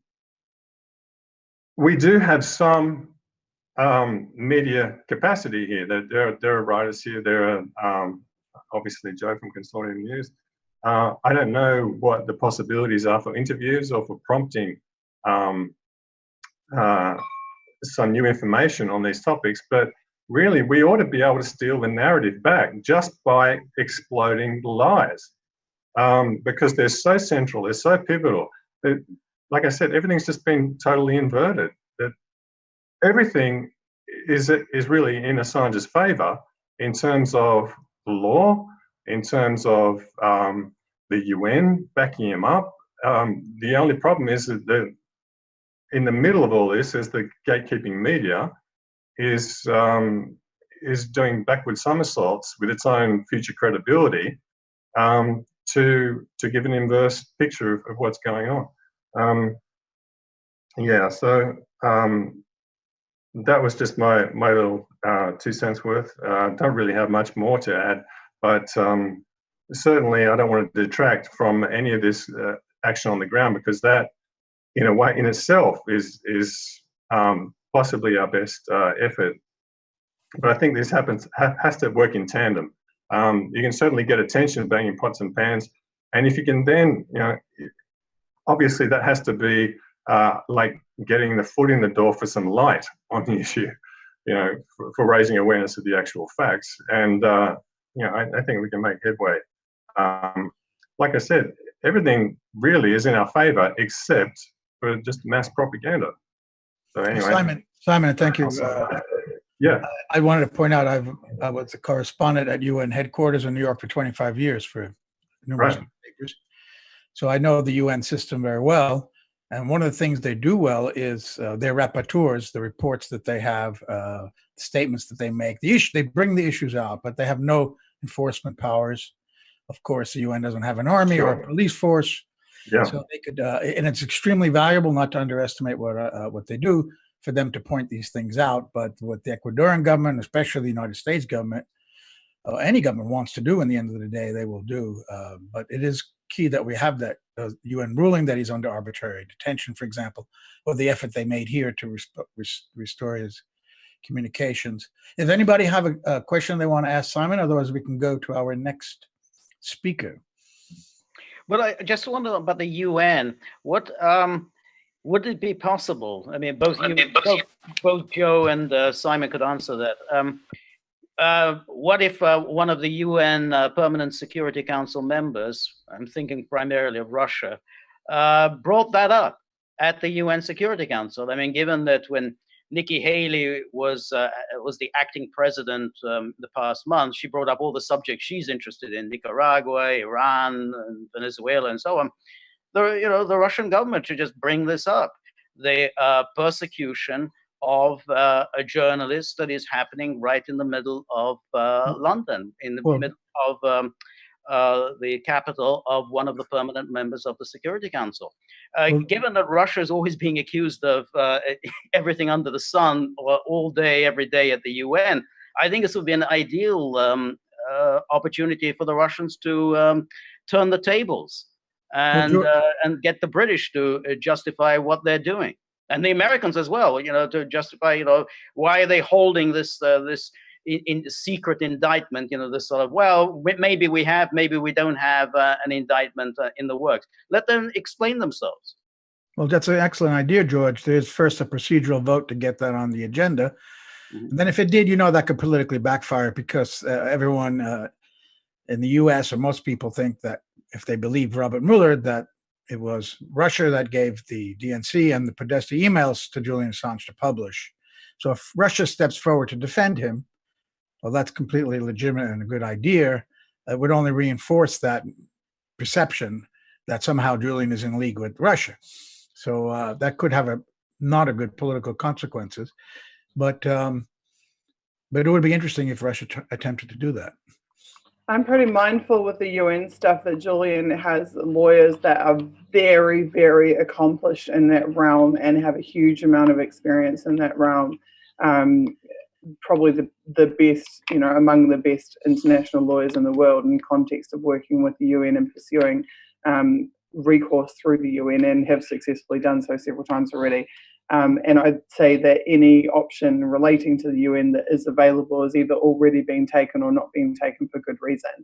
And also, I think the ladies are going to take the stream back for a moment, guys, because we have got Anne Garrison with us, journalist from KPFA and Black Agenda Report, and we've also got Nozomi Hayase with us as well.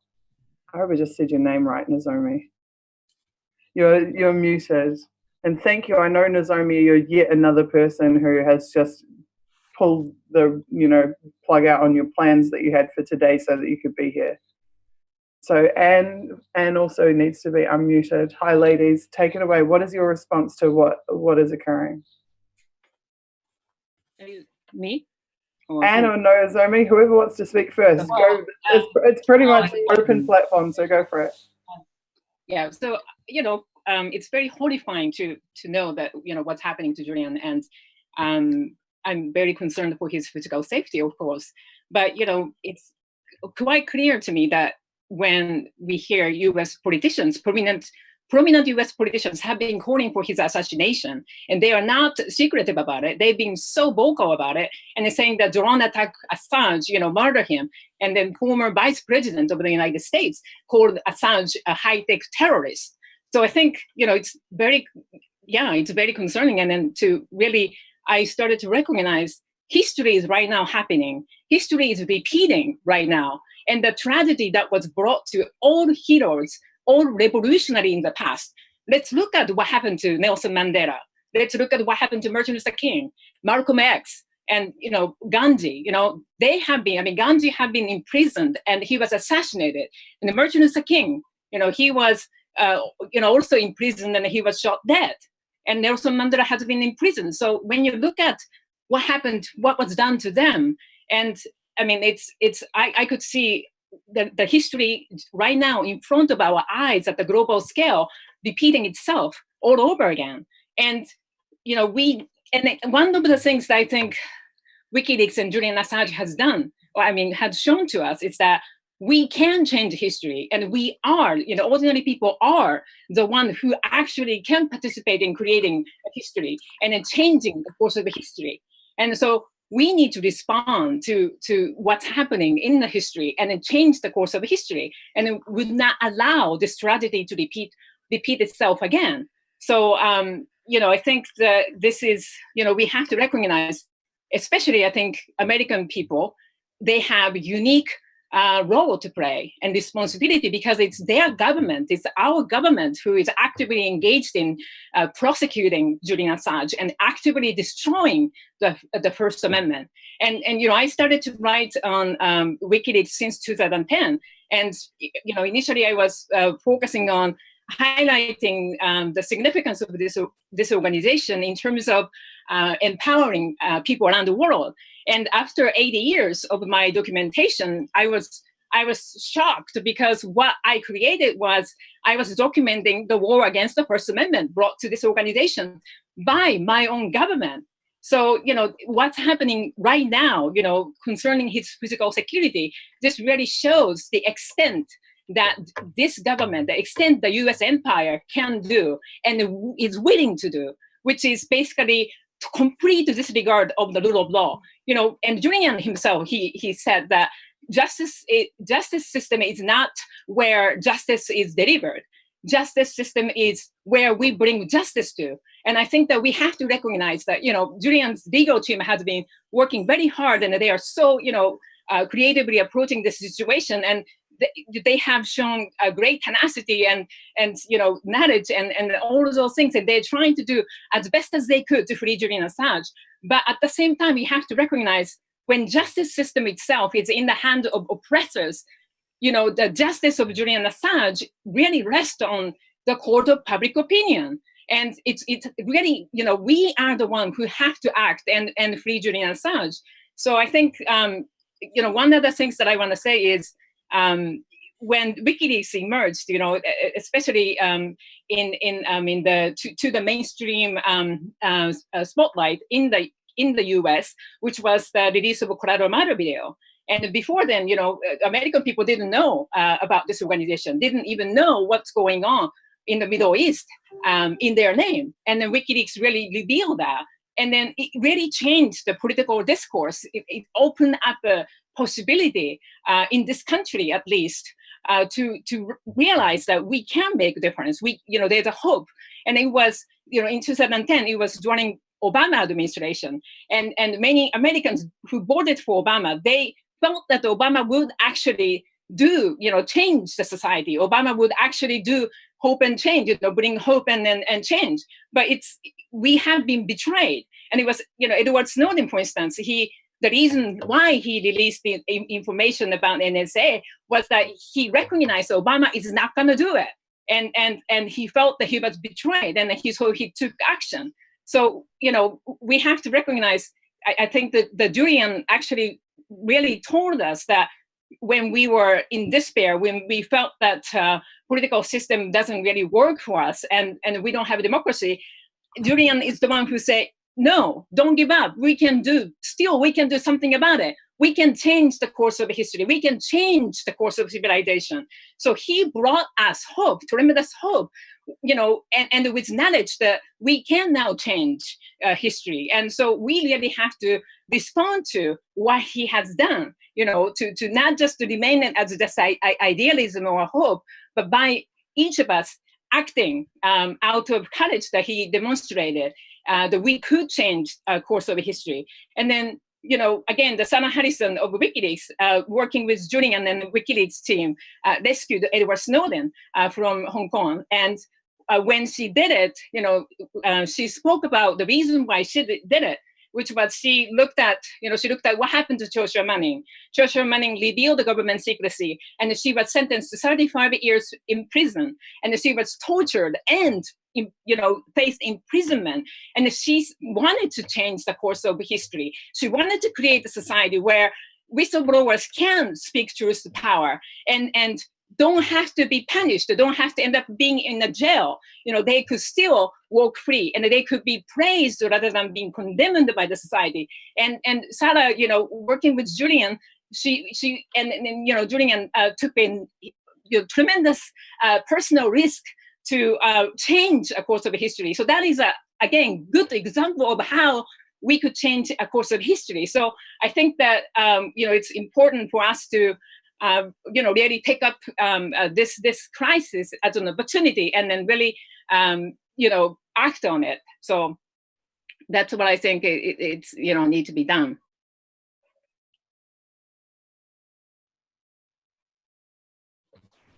Anne, would you like to speak to that? No, actually, I have two things I'd like to speak to briefly. One regarding the media. Democracy Now! Has been MIA in this. And Amy and Julian did not get along well the last time he was on the show, but still, she should be governing this situation. And the other is, I was going to ask you, Susie, if you could repeat the summary that you gave at the beginning, because I had my Audacity recording and editing program open, but for some reason I didn't get the beginning.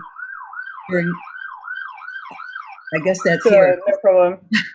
Okay.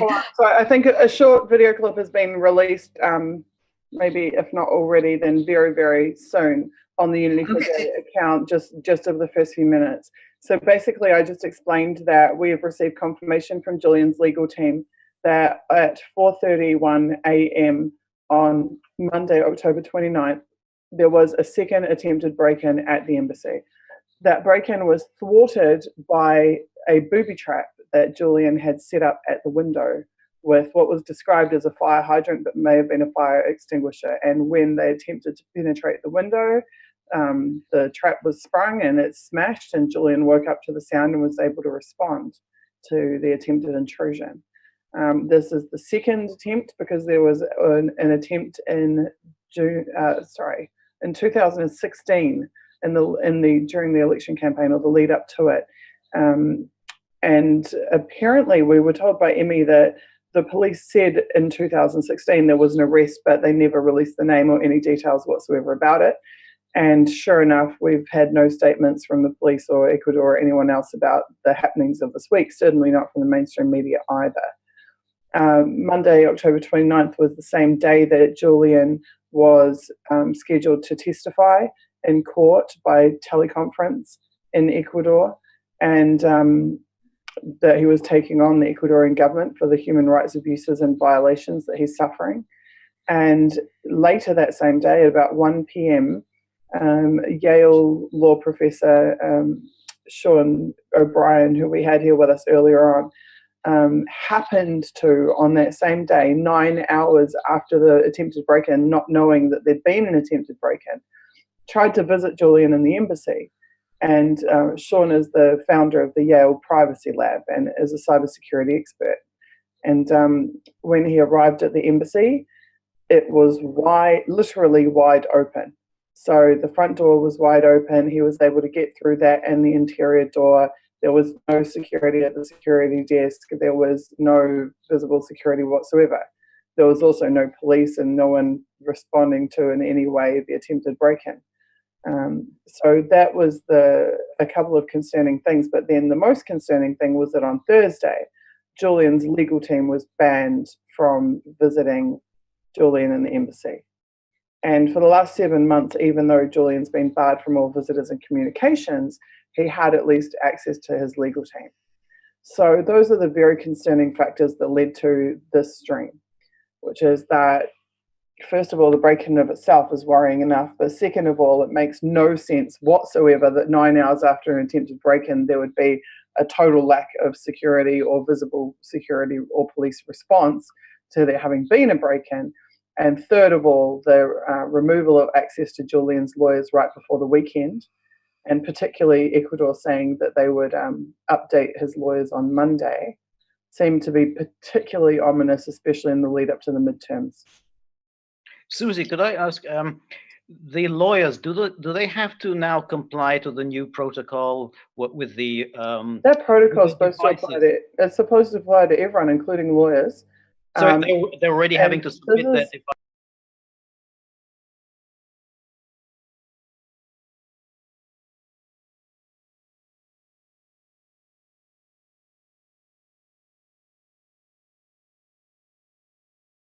Handing over their phone numbers there's a lot that can be done with that, but handing over the IMEIs is a different story. But then, as if that wasn't bad enough, it actually says in the protocol that Ecuador reserves the right to pass that information to the UK security intelligence agencies, which are the persecutors of Julian. It is the UK that is in breach of the UN orders to provide Julian safe passage, and it is the UK that Ecuador wants to be able to hand the private information of all of Julian's visitors to.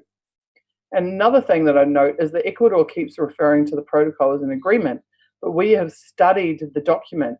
There isn't even a signature line on the document. There is no, it's not an agreement at all. It's not a contract, nothing. It is a notice. And Ecuador claimed on last Monday in court that the protocol was already in effect and had been since October the 5th. And the worldwide media are reporting that Julian has already got his communications back and internet back and can receive visitors. None of these things are true. In fact, the restrictions upon Julian are getting worse, while the media is reporting that Ecuador has done right and restored his rights, which they absolutely have not. It's a blatant lie. And instead of the media reporting what's actually contained in the protocols about the various draconian spying measures and information sharing with US intelligence services, they are instead picking up on one line that was like a red herring that was way down the bottom of it, which was saying that he has to look after his cat, and then using that as some kind of evidence of uncleanliness. And like I said in my article today, I don't know, maybe I should just quote myself. I'm going to pull up this line because I think it's something. When I'm the type of person that notices common threads and things across large spans of time, and particularly in the sense of activism and in movements and in narratives, media narratives and narratives that come out of governments, etc. Right. I might just share screen. So this is on contraspin.co.nz, and this is actually the first thing that I've written in months, but I published it today. And it's the full reporting on the situation, but I just made a point in here.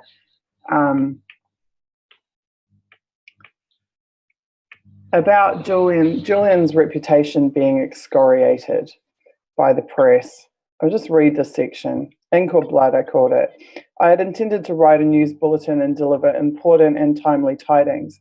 revelations unbroken by the mainstream and exclusive to Consortium News. But to Christine Assange and to anyone with both an empathetic bone in their body and the ability to see through the haze of mainstream lies, Julian Assange is not just news. He is a human being who felt so strongly for other human beings that he's laid his head on the chopping block time and again for us. It will likely cost him his life. Given the irreversible damage his doctors warned is being inflicted upon him, it may have already. His liberty is long gone, his public reputation excoriated. A twisted caricature crafted by his persecutors is raised in its place, for peasants in the town square to throw rotten tomatoes at, while the puppet masters who alternately starve them and send them to die in pointless wars scoff and self-congratulate, just as the well-to-do toasted themselves with champagne high above Wall Street as the Occupy movement marched below. The Occupy movement, who we were told needed showers, lacked good hygiene, smelled bad. Behold the language of the ignorant and the complicit. Truth tellers are unclean. The courageous should spend more time on domestic chores and less on trying to save the lives of the masses exploited by a system that chews humans up and spits them out daily. And that was my direct reference, my tying together of the narratives used against the Occupy movement and the narratives that we're seeing every day in the mainstream media used against Julian now.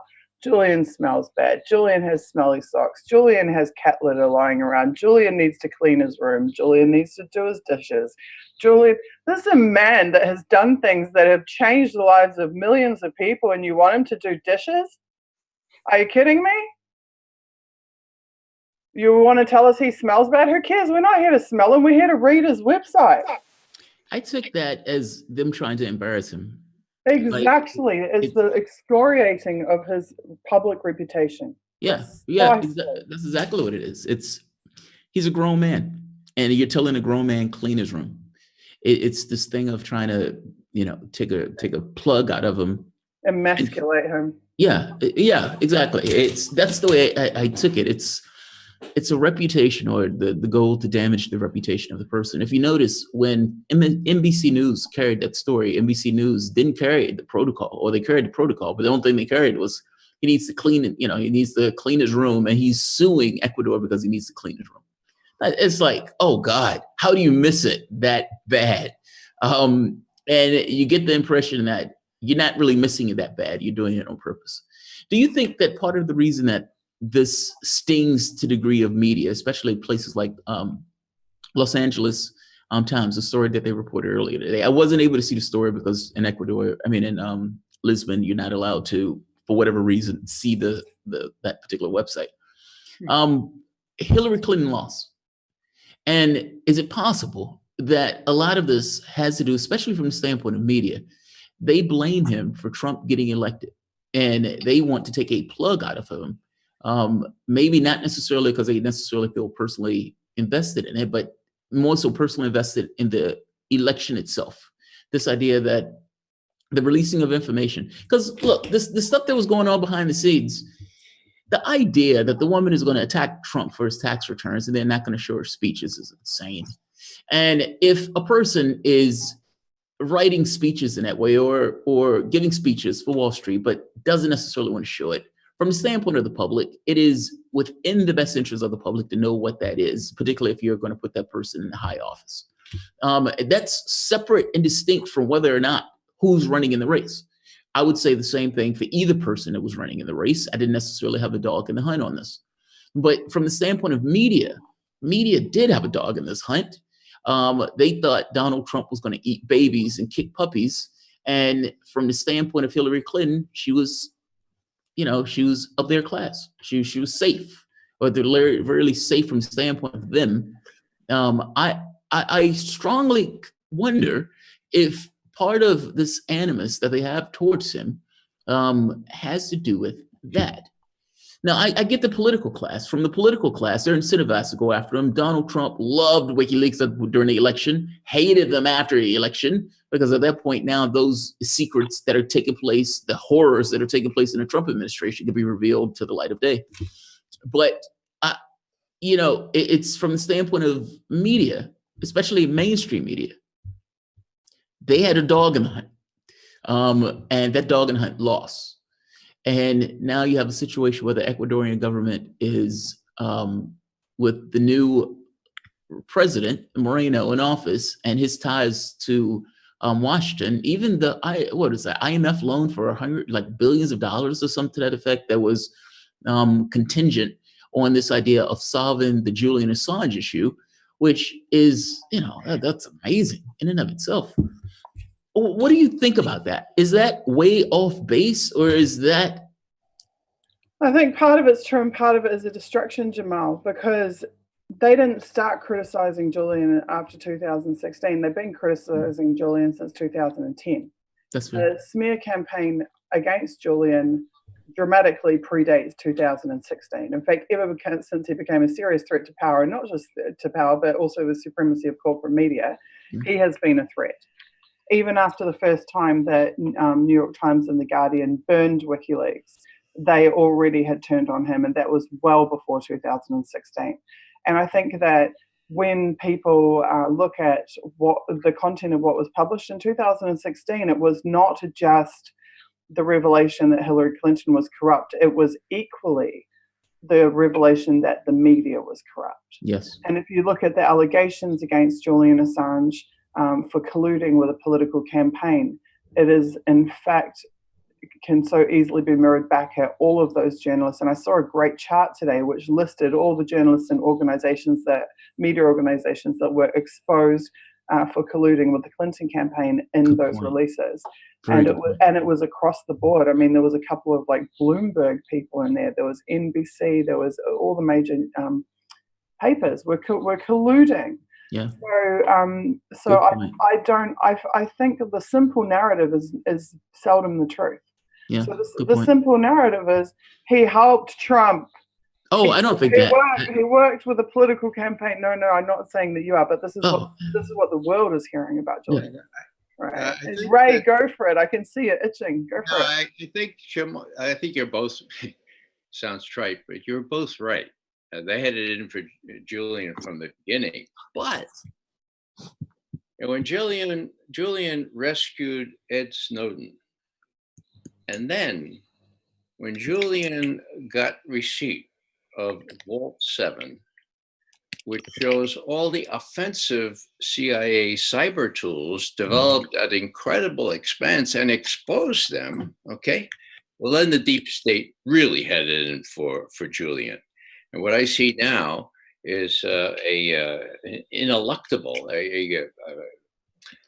a very determined attempt to make sure that Julian does not escape these terrible mortal sins that he's committed, and particularly the one that he got through, no doubt, the time-honored way of a thumb drive, and where he blew the entire CIA cyber offensive warfare documents and codes and everything. Okay, so there's both the old animus, but there's this new impetus to show him up and to make sure that he's held to account for violating or for being still able to defy these very sophisticated defense mechanisms by a simple person who says, you know, this isn't right, puts a thumb drive into a computer, and then somehow gets it to one of Julian's associates.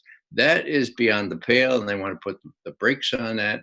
And that's why they have this fellow sitting in jail in solitary confinement in the bowels of Manhattan, who is suspected of having been the person who leaked, who leaked the information on Vault 7 to Julian. So I think Jamal has a really good point. You, of course, have been with it longer, and you know the history of it. But enemy number one is Julian Assange. And when they reflect on the fact that they would have got Snowden for sure, you know, I mean, they had the tracks on him. He was at Hong Kong, and he got out. How did he get out?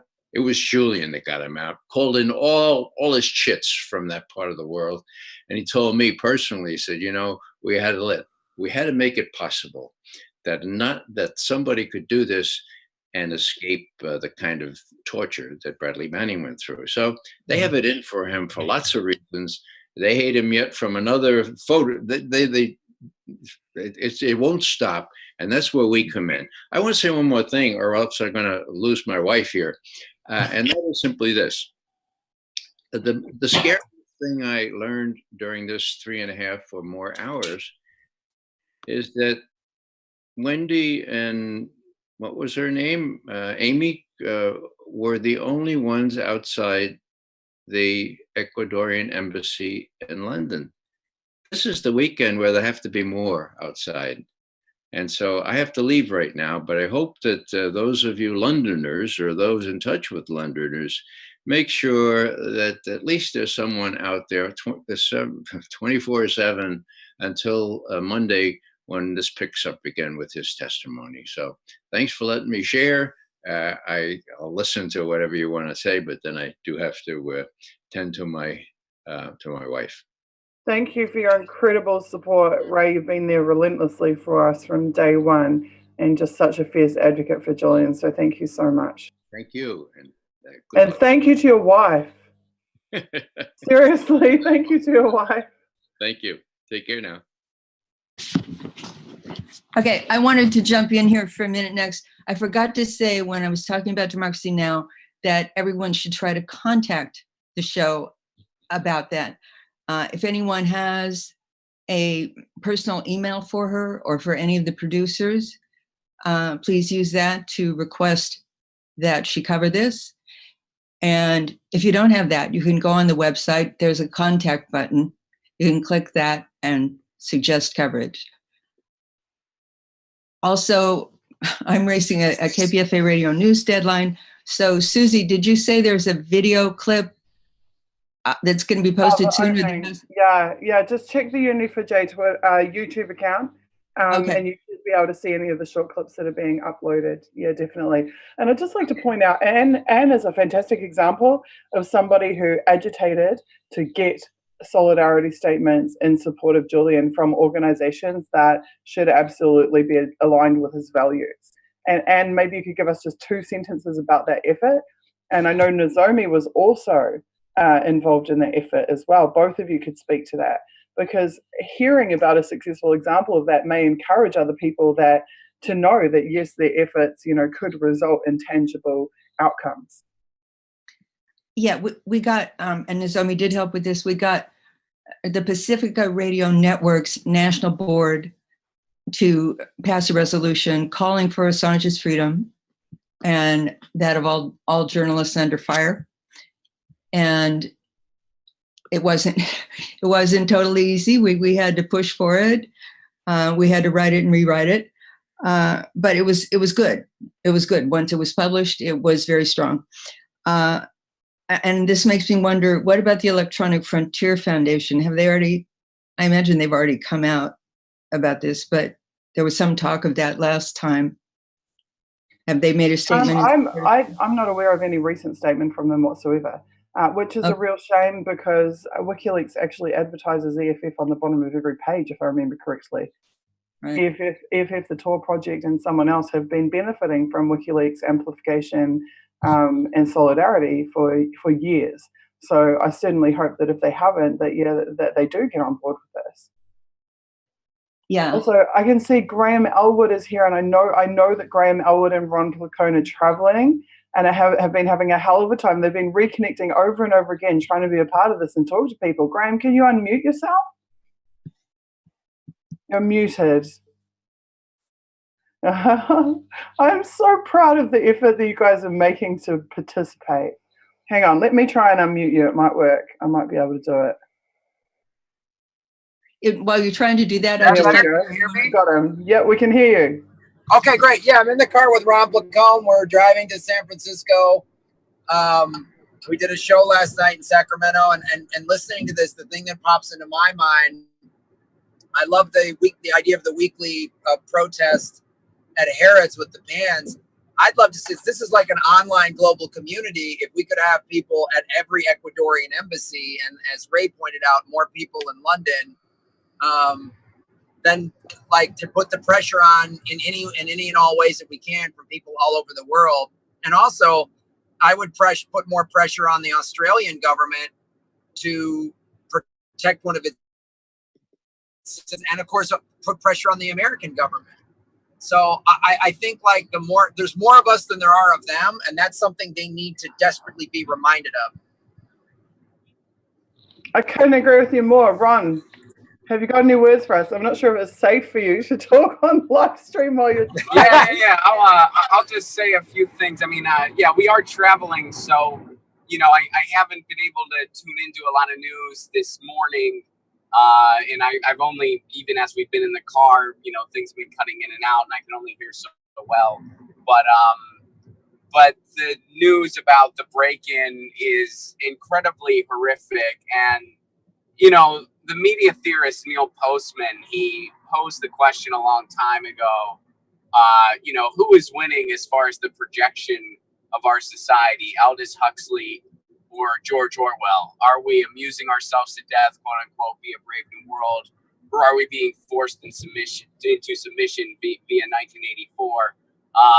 And for many years, I really thought it was a 50-50 struggle, but as of recent, because of what's been going on with Julian, especially, I feel like Orwell's winning, and that's sad that that's the world we're living in. But I think it's very obvious to all of us now that is in fact the case. They are literally trying to murder a journalist. Ron, that's an interesting point that you bring up about entertainment versus dystopia. And maybe they're quite, thoroughly connected. But it reminds me of Kim. Kim.com said to me that he's so upset that he does a live stream with us and we have 500 or 1,000 people watching the live stream.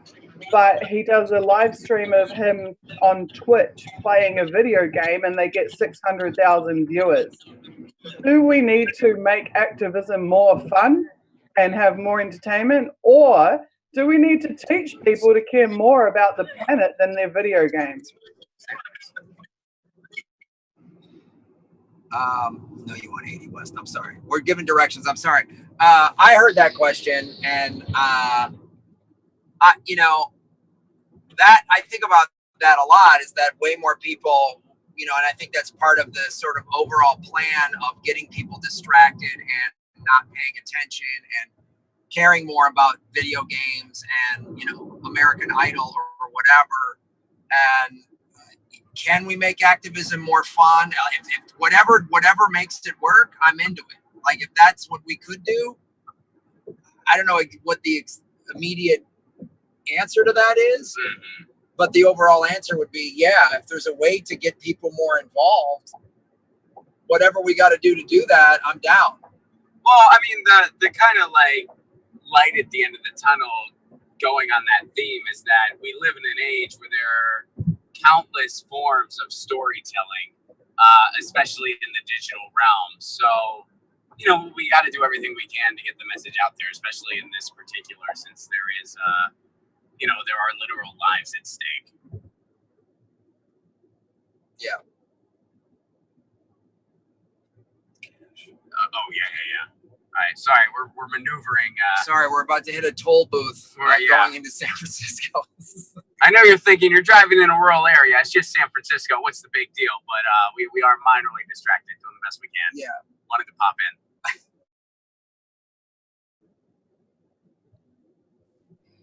And someone's just said in chat that these comedians are some of our best activists. So I think you guys are already helping to put some fun in activism and to up the entertainment value of activism. And I totally commend you for that.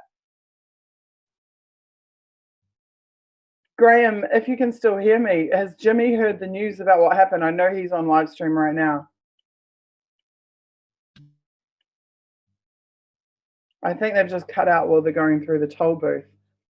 Does anyone else want to speak to that? And actually, I think we've just had somebody else join the stream as well. Here's Mehdi Talib.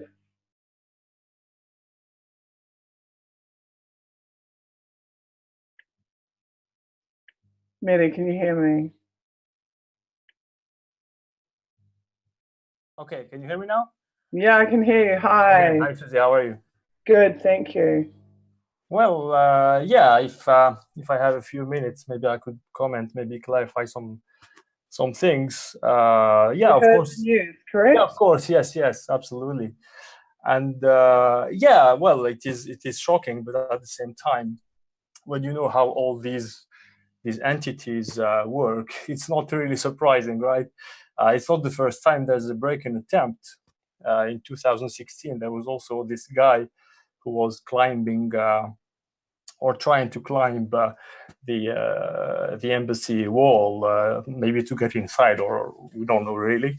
And there was even the Met police, officers, if you remember, they were throwing stuff. I don't remember what exactly at Assange's window, just to harass him, you know. So even cops have been effectively harassing him. So you know, well, what I think of this is, and this goes back a little bit to your question of earlier. You were asking, is it possible that this guy, whoever he is, was attempting to break in, and at the same time the police would not be aware of it? So, having been to London, to the embassy area several times since years and years, since 2011, the first time I went there was approximately two or 3 months after Assange got inside the embassy. So that was in maybe August or September 2011. I've seen the evolution of, you know, the COP visibility and density, and the techniques they've been using through time. I can promise you that it is absolutely impossible that the Met Police wasn't aware that a guy was trying to break inside this embassy. You know, despite the scaffolding, despite anything. Like Emmy said earlier, just the fact that she stopped for, I don't know, maybe 30 seconds or a minute to pick up Wendy, there was immediately a Met Police vehicle that showed up immediately.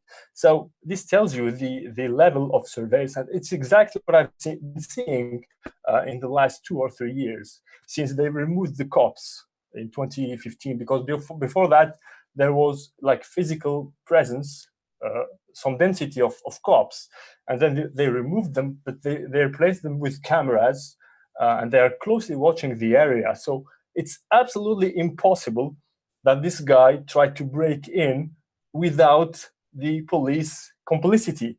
If they didn't show up like immediately after, it means they knew about it, and you know, it was part of the plan. You know, I don't think I'm too paranoid saying that, right?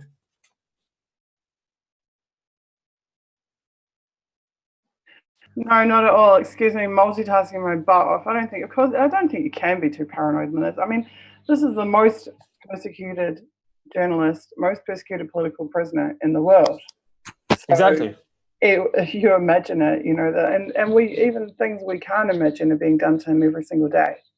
You know, to him, what is normal is to us what is unimaginable.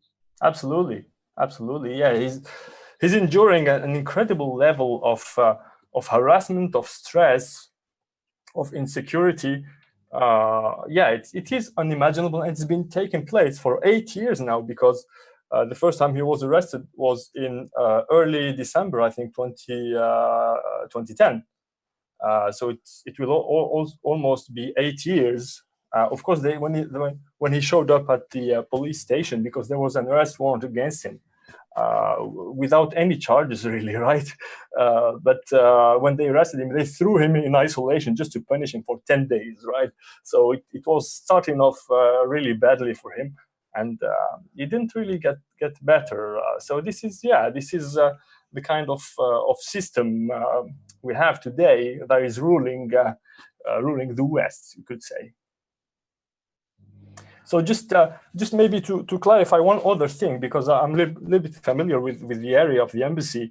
It's perfectly normal that the door that we saw on the picture of Sean earlier, that door is the building door. It's normal that there's no police presence there. in the last 3 years that there hasn't been any police there. And it is not the entrance of the embassy; it's the entrance of the building where there's several offices. On the ground floor to the left, you have the Ecuadorian embassy, which has its own door, which is really like a reinforced door, and you have to ring a bell, and there's a camera watching you, and then they open the door to ask you what your business is. So this is the Ecuadorian embassy. But the lobby is open, is public.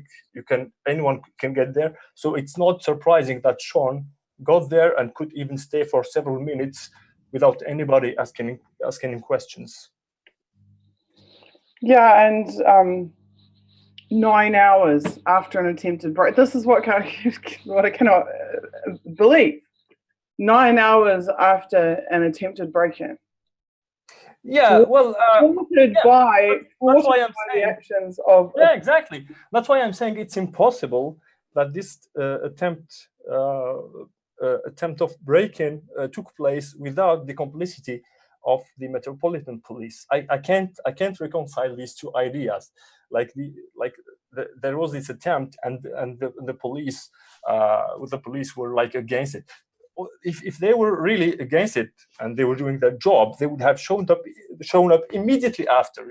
It's absolutely impossible that this thing happened and there was almost nothing special happening afterwards. You heard Amy earlier. She said she just stopped to pick up Wendy, and immediately a police vehicle showed up to look at who are these people. They probably recognized Amy and Wendy because they're there almost several days a week for several years. But yeah, I can't reconcile those two ideas. So I think I'm being quite objective, saying that it happened with the complicity of the Metropolitan Police. Well, as you say, Emmy pulled into the street and had marked cars pulling up right next to her within minutes or less. Yeah. So yeah, it just seems beyond belief that, and I mean, like, I've had break-ins to my house. Like, you would expect them to be like, there should be like fingerprint dust all over the exterior windows from the fingerprinting. There should be all kinds of stuff. Like, as a viewer said earlier, it's a crime scene. If there's an attempt to breaking and entering, it is a crime scene. Yeah, especially for a diplomatic office. It's not just any building. So even the Ecuadorian embassy should have really complained about this and filed a complaint, and should have asked for like a serious investigation to have been conducted. Unfortunately, we cannot hear from Assange himself to know exactly if he was, because he should have been interviewed by the police to take his testimony about what he heard and what he saw. Unfortunately, we cannot have this news right now. Hopefully, we'll get it later when his lawyers will talk to him. But yeah, maybe to some extent, maybe even the Ecuadorian embassy was at some point complicit into this. But at this stage, maybe it's a little bit early to say that for sure. Okay, guys, I think we're going to wrap it up pretty soon. I know that Caitlin Johnson wanted to be here with us. I'm just not sure if she's going to make it in time because she's coming back from an event, and I feel really bad because Caitlin is such a huge supporter of Julian, and she just wrote yet another fantastic piece about him yesterday. I would have really, really liked to have her here with us, but I'm aware that we've been going for nearly 4 hours now, and I think it's about time to wrap it. There's a few things that I'd like to reiterate just to wrap up, and that is, one, is that the reason we are all here is because we are seriously concerned that we know that there are immediate threats to Julian's life, to his physical well-being. He is being prevented from having access to his lawyers. As of Thursday, they've been barred from entering the embassy. It is completely unacceptable. The timing is incredibly suspicious. That being only 3 days after we've confirmed there was an attempted break-in at the embassy. That break-in was not thwarted by security guards or embassy staff. It was thwarted by Julian Assange. By Julian Assange feeling so unsafe that he had set up booby traps at the window, which were triggered which is how he woke up and was able to scare off the burglar, or whatever word you want to give them, criminal who was trying to get in, assumedly to harm him. That's the first recap. The second recap is that we've decided that as a result, we need to up our efforts to raise pressure on the powers that be, the powers who are persecuting him, namely the US, the UK, now Ecuador as well, and Australia, by their either complicity or certainly by their silence, their inaction. So we have decided that rather than our once a month Unity for J Days, which is due tomorrow and will go ahead tomorrow, we are now also moving to weekly actions in London. Now, I've had questions from chat. People are asking, if they aren't in London, what can they do? You can decide. I would join Unity for J/Discord, go into the channel that's relevant to your country or your city, organize with people and come up with a place. The default location would be the Ecuadorian embassy, if there is an Ecuadorian embassy in your city. However, in London, we have decided we are not going to hold these weekly events at the Ecuadorian embassy. We are going to hold them smack outside Harrods in the middle of the Christmas shopping traffic. And we are going to bang pots and pans with wooden spoons or whatever else you want to hit them with. We're going to have photos of Julian everywhere. And we're going to chant a very simple, memorable chant. We are banging pots and pans because we won't let them kill this man. We are banging pots and pans because we won't let them kill this man. We chant that, we make as much goddamn noise as possible, and we keep hitting the same location over and over and over again. When is simply any time during the opening hours of Harrods in London. So come with a few friends and just keep it up. Let's like daisy chain this.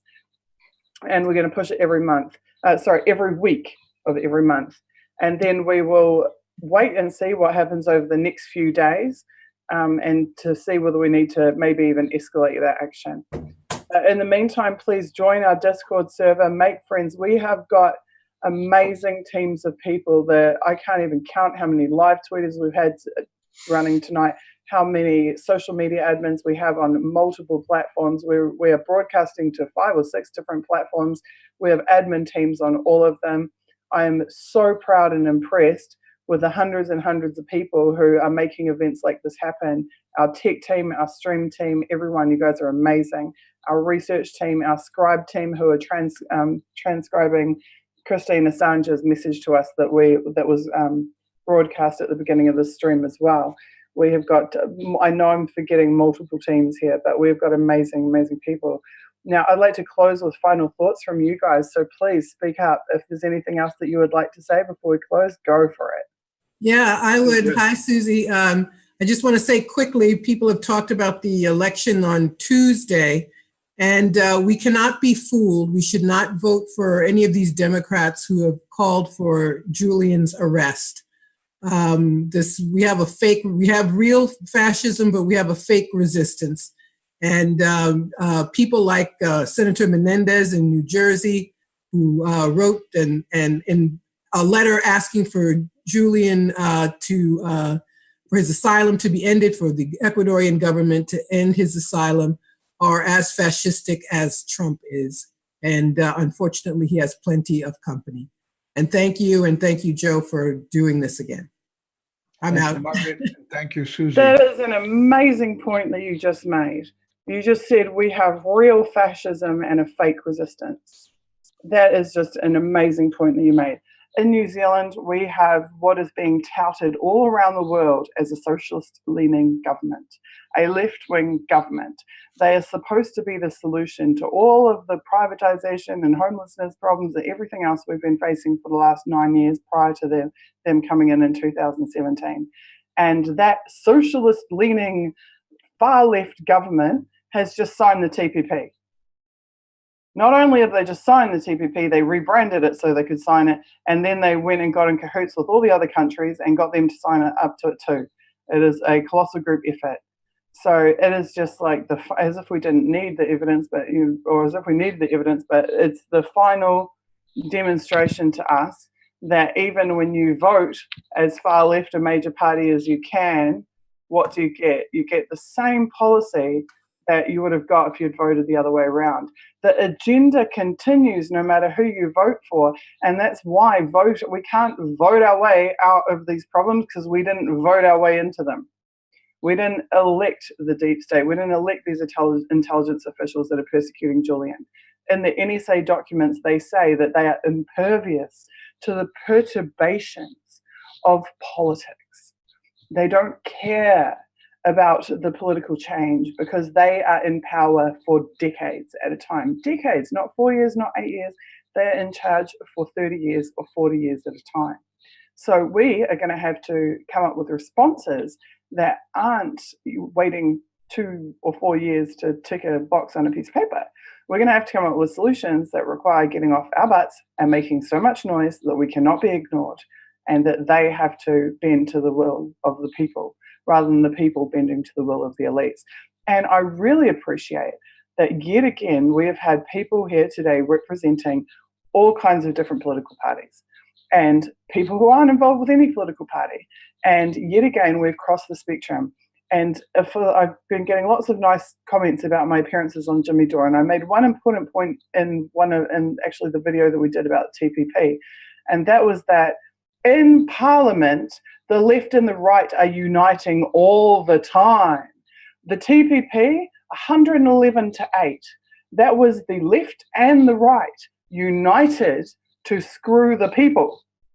So it's fine for them to unite, but we get told we can't unite, we must not unite, we must not work together, we must not be open-minded, we must not be issue-focused, we must ostracize each other and draw these social borders between ourselves that keep our numbers small. And in the meantime, we see 111-8.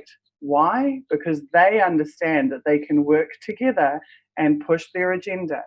So we have got to work together and push our agenda. And I find it deeply ironic personally, because there have been comments flying around about how I'm the alt-right because I believe that we should unite. And I find this deeply ironic because anybody who looks at any of the movements I've worked on will discover that the complete opposite is the case. You don't have to be alt-right to unite. You have to be smart enough to look at the methods that work when used against us and to adopt them for our benefits and to use them against power. So that would be it's very important when you're in a minority, as we are, that you build coalitions. I mean, the only way that you can affect change when you've got enormous forces against you is by coalitions. That means there's coalitions in order to achieve some goal. People don't have to agree with everything about everything, but on certain issues, there is a coalition that is possible. So I don't think we should spend too much time concerning us. Well, he doesn't agree with me on this position, and I don't like his view on Trump, and I don't like his view on abortion or whatever. There are certain goals that we need to achieve. Issues of the surveillance state, issues of war and peace, issues of Wall Street greed.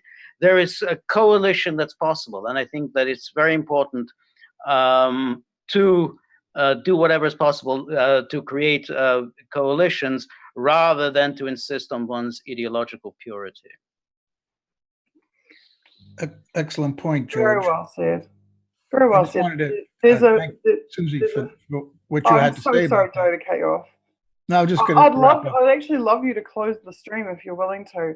But I just wanted to say there's a wonderful quote that we found by Julian where he says, "Ideology is too simple to explain everything." And Indeed. I thought that was great. Indeed. I just wanted to say, I think both of you and George made excellent points here. They don't agree. The major parties of the various Western nations don't agree on everything, but they come together on some major issues. And you're absolutely right. We have to do the same thing. And ignore, as George says, those criticisms that we are working with right-wingers or whatnot. If we both agree on war and surveillance, these are reasons to come together. And let's hope that everybody gets out there and bang some pots and pans next Saturday in front of Harrods. Yep. Well, we will be spending our week trying to organise as many people as possible to do that.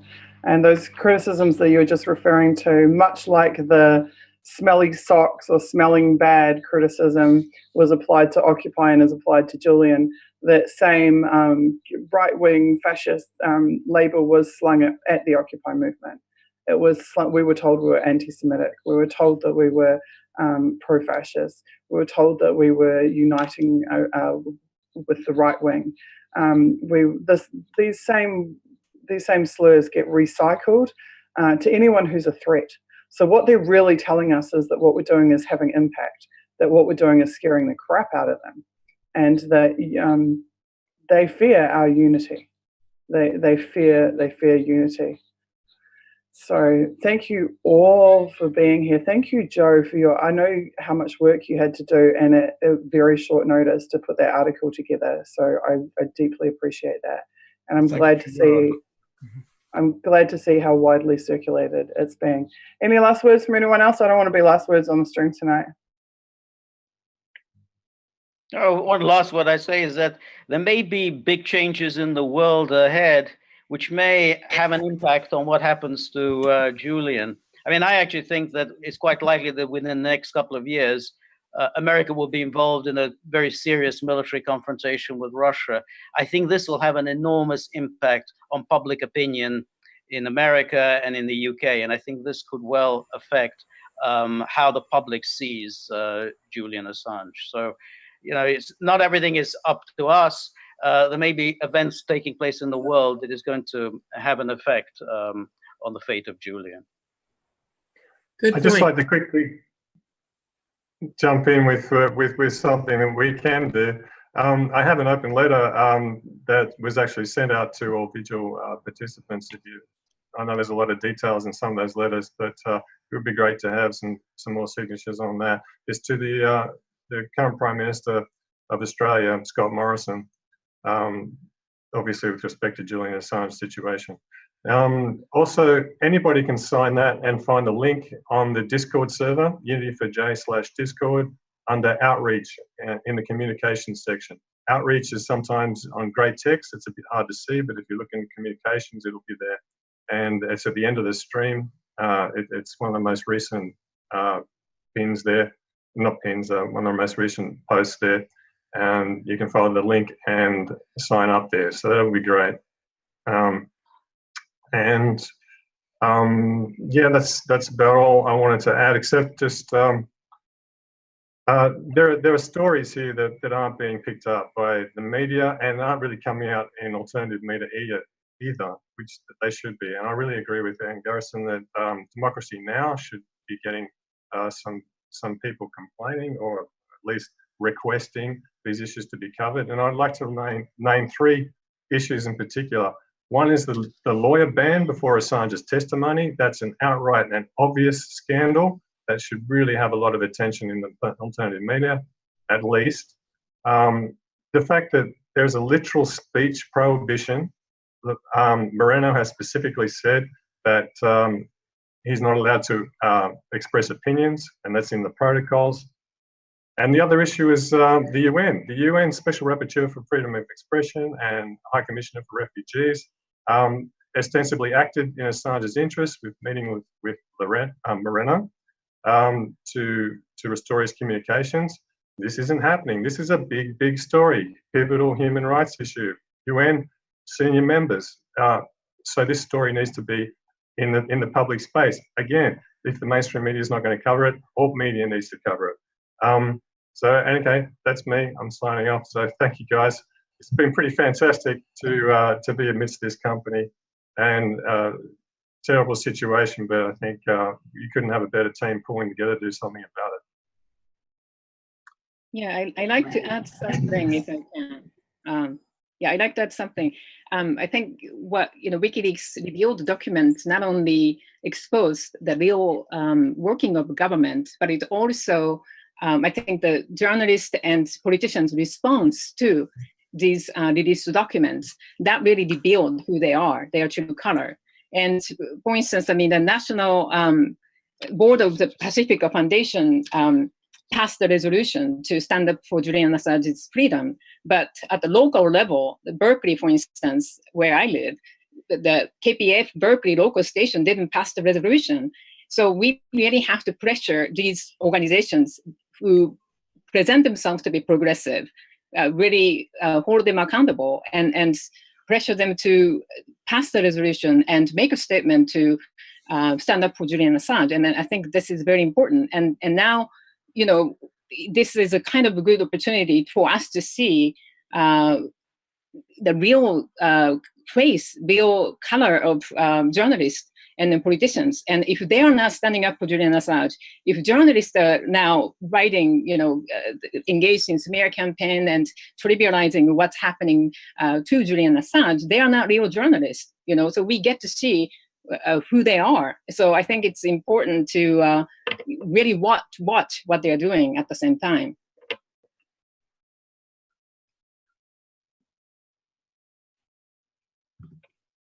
Poor Caitlin Johnston is racing to get here to be with us, but I don't think that we're going to be able to make it. We're going to need to close the stream. So she sends her love and her solidarity. She's been behind. She was on the very first Reconnect Julian Vigil and has appeared on multiple vigils since. So love from Caitlin Johnston, everybody. That's, of course, the amazing and fearless Australian journalist, Caitlin Johnston, who's just an international treasure to many of us.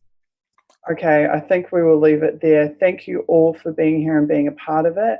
I will probably do a State of the Movement address because I haven't for a while, somewhere in the middle of this coming week. If you'd like to join the WikiBees organising sessions, they are Wednesday, Thursday and Friday from 8 p.m. until 11 p.m. Eastern Time. They are nitty-gritty work sessions where we just advance each little part of the movement. It's, you know, it's a very intricate movement in terms of having all these moving parts. But those sessions have been great for those of you who don't mind actually getting the grunt work done in various aspects. But all week long, we're going to be pushing this action next Saturday at Harrods. Bring your pots and your pans and your wooden spoons. Bring pictures and images of Julian and chant your butts off. We are banging pots and pans because we won't let them kill this man. And tomorrow, I see already, because it's already Sunday, it's already Unity for J Day in several parts of the world, I'm already seeing on social media chalkings and flyerings of #Unity for J that people are doing on the streets of their cities. So thank you so much to everyone who is taking action. You are what makes this happen for Julian. Thank you so, so much. Thank you to every single participant who cancelled events or live streamed from a car through a toll booth or wrote an article at the last minute or, you know, God knows what else got done to make this happen. Thank you. You're all special, very special and amazing. And to everyone who watched. Good night, everyone, or good morning, depending where you are. Ka kise anō.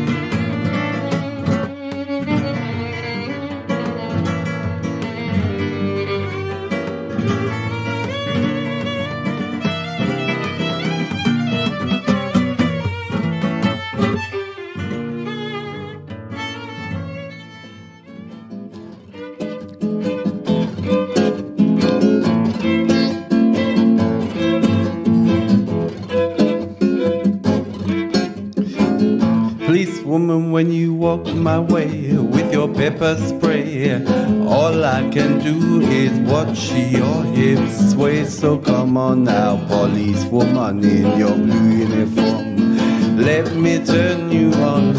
Arrest me, harass me, arrest me. Policewoman, don't you know that I will turn you on with your own baton? I will turn you on with your handcuffs on. Come on, policewoman in your blue uniform, let me turn you on.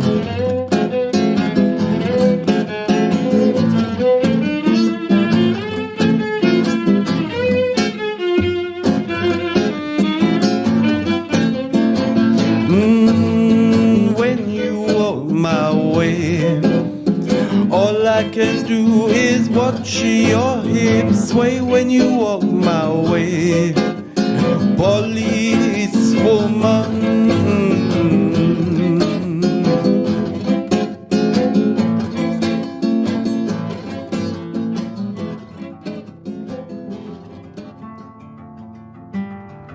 Please talk. Can someone talk to me? Can someone actually just tell me where the US Embassy staff are? No, they're not answering.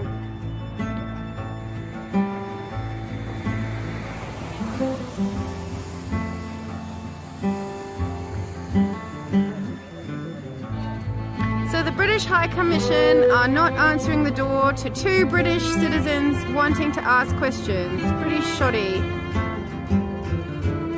And it's raining now. Third venue today.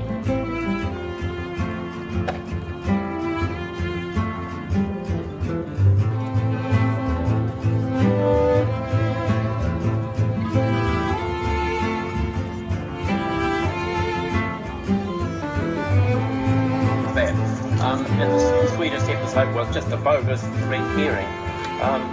The US Constitution protects publishers and journalists.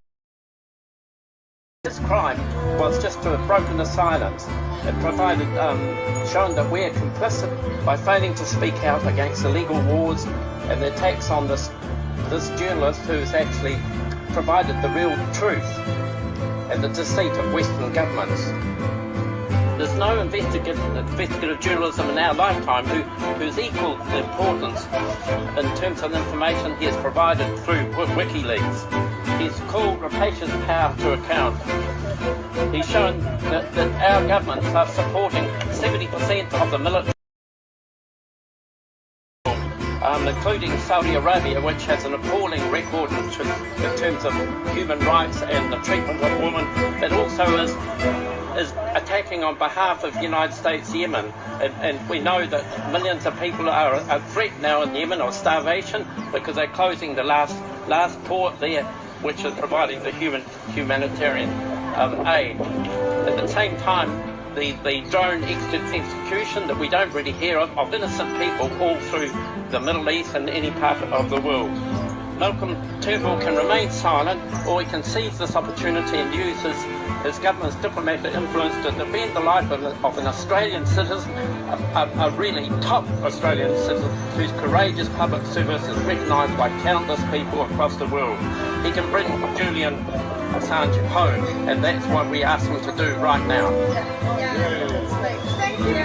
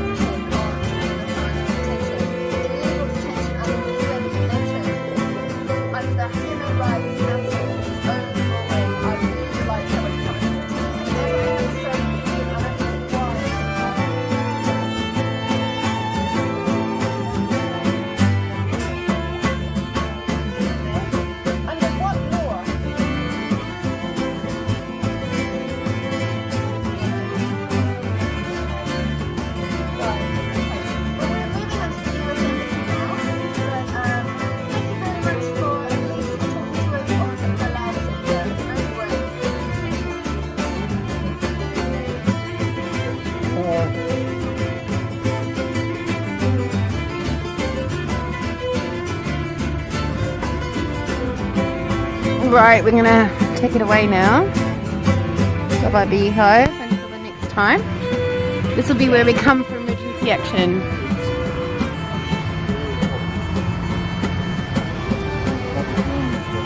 There's been a few people walking past today, taking an interest, which is great. It's just what we want. Some people are like, who's Julian? That astounds me really, but anyway. Some people are like, we're with her. And I think those people really need to do some more investigation. But anyway, here we are. Free speech, freedom of press. Not 1984 if we can help it.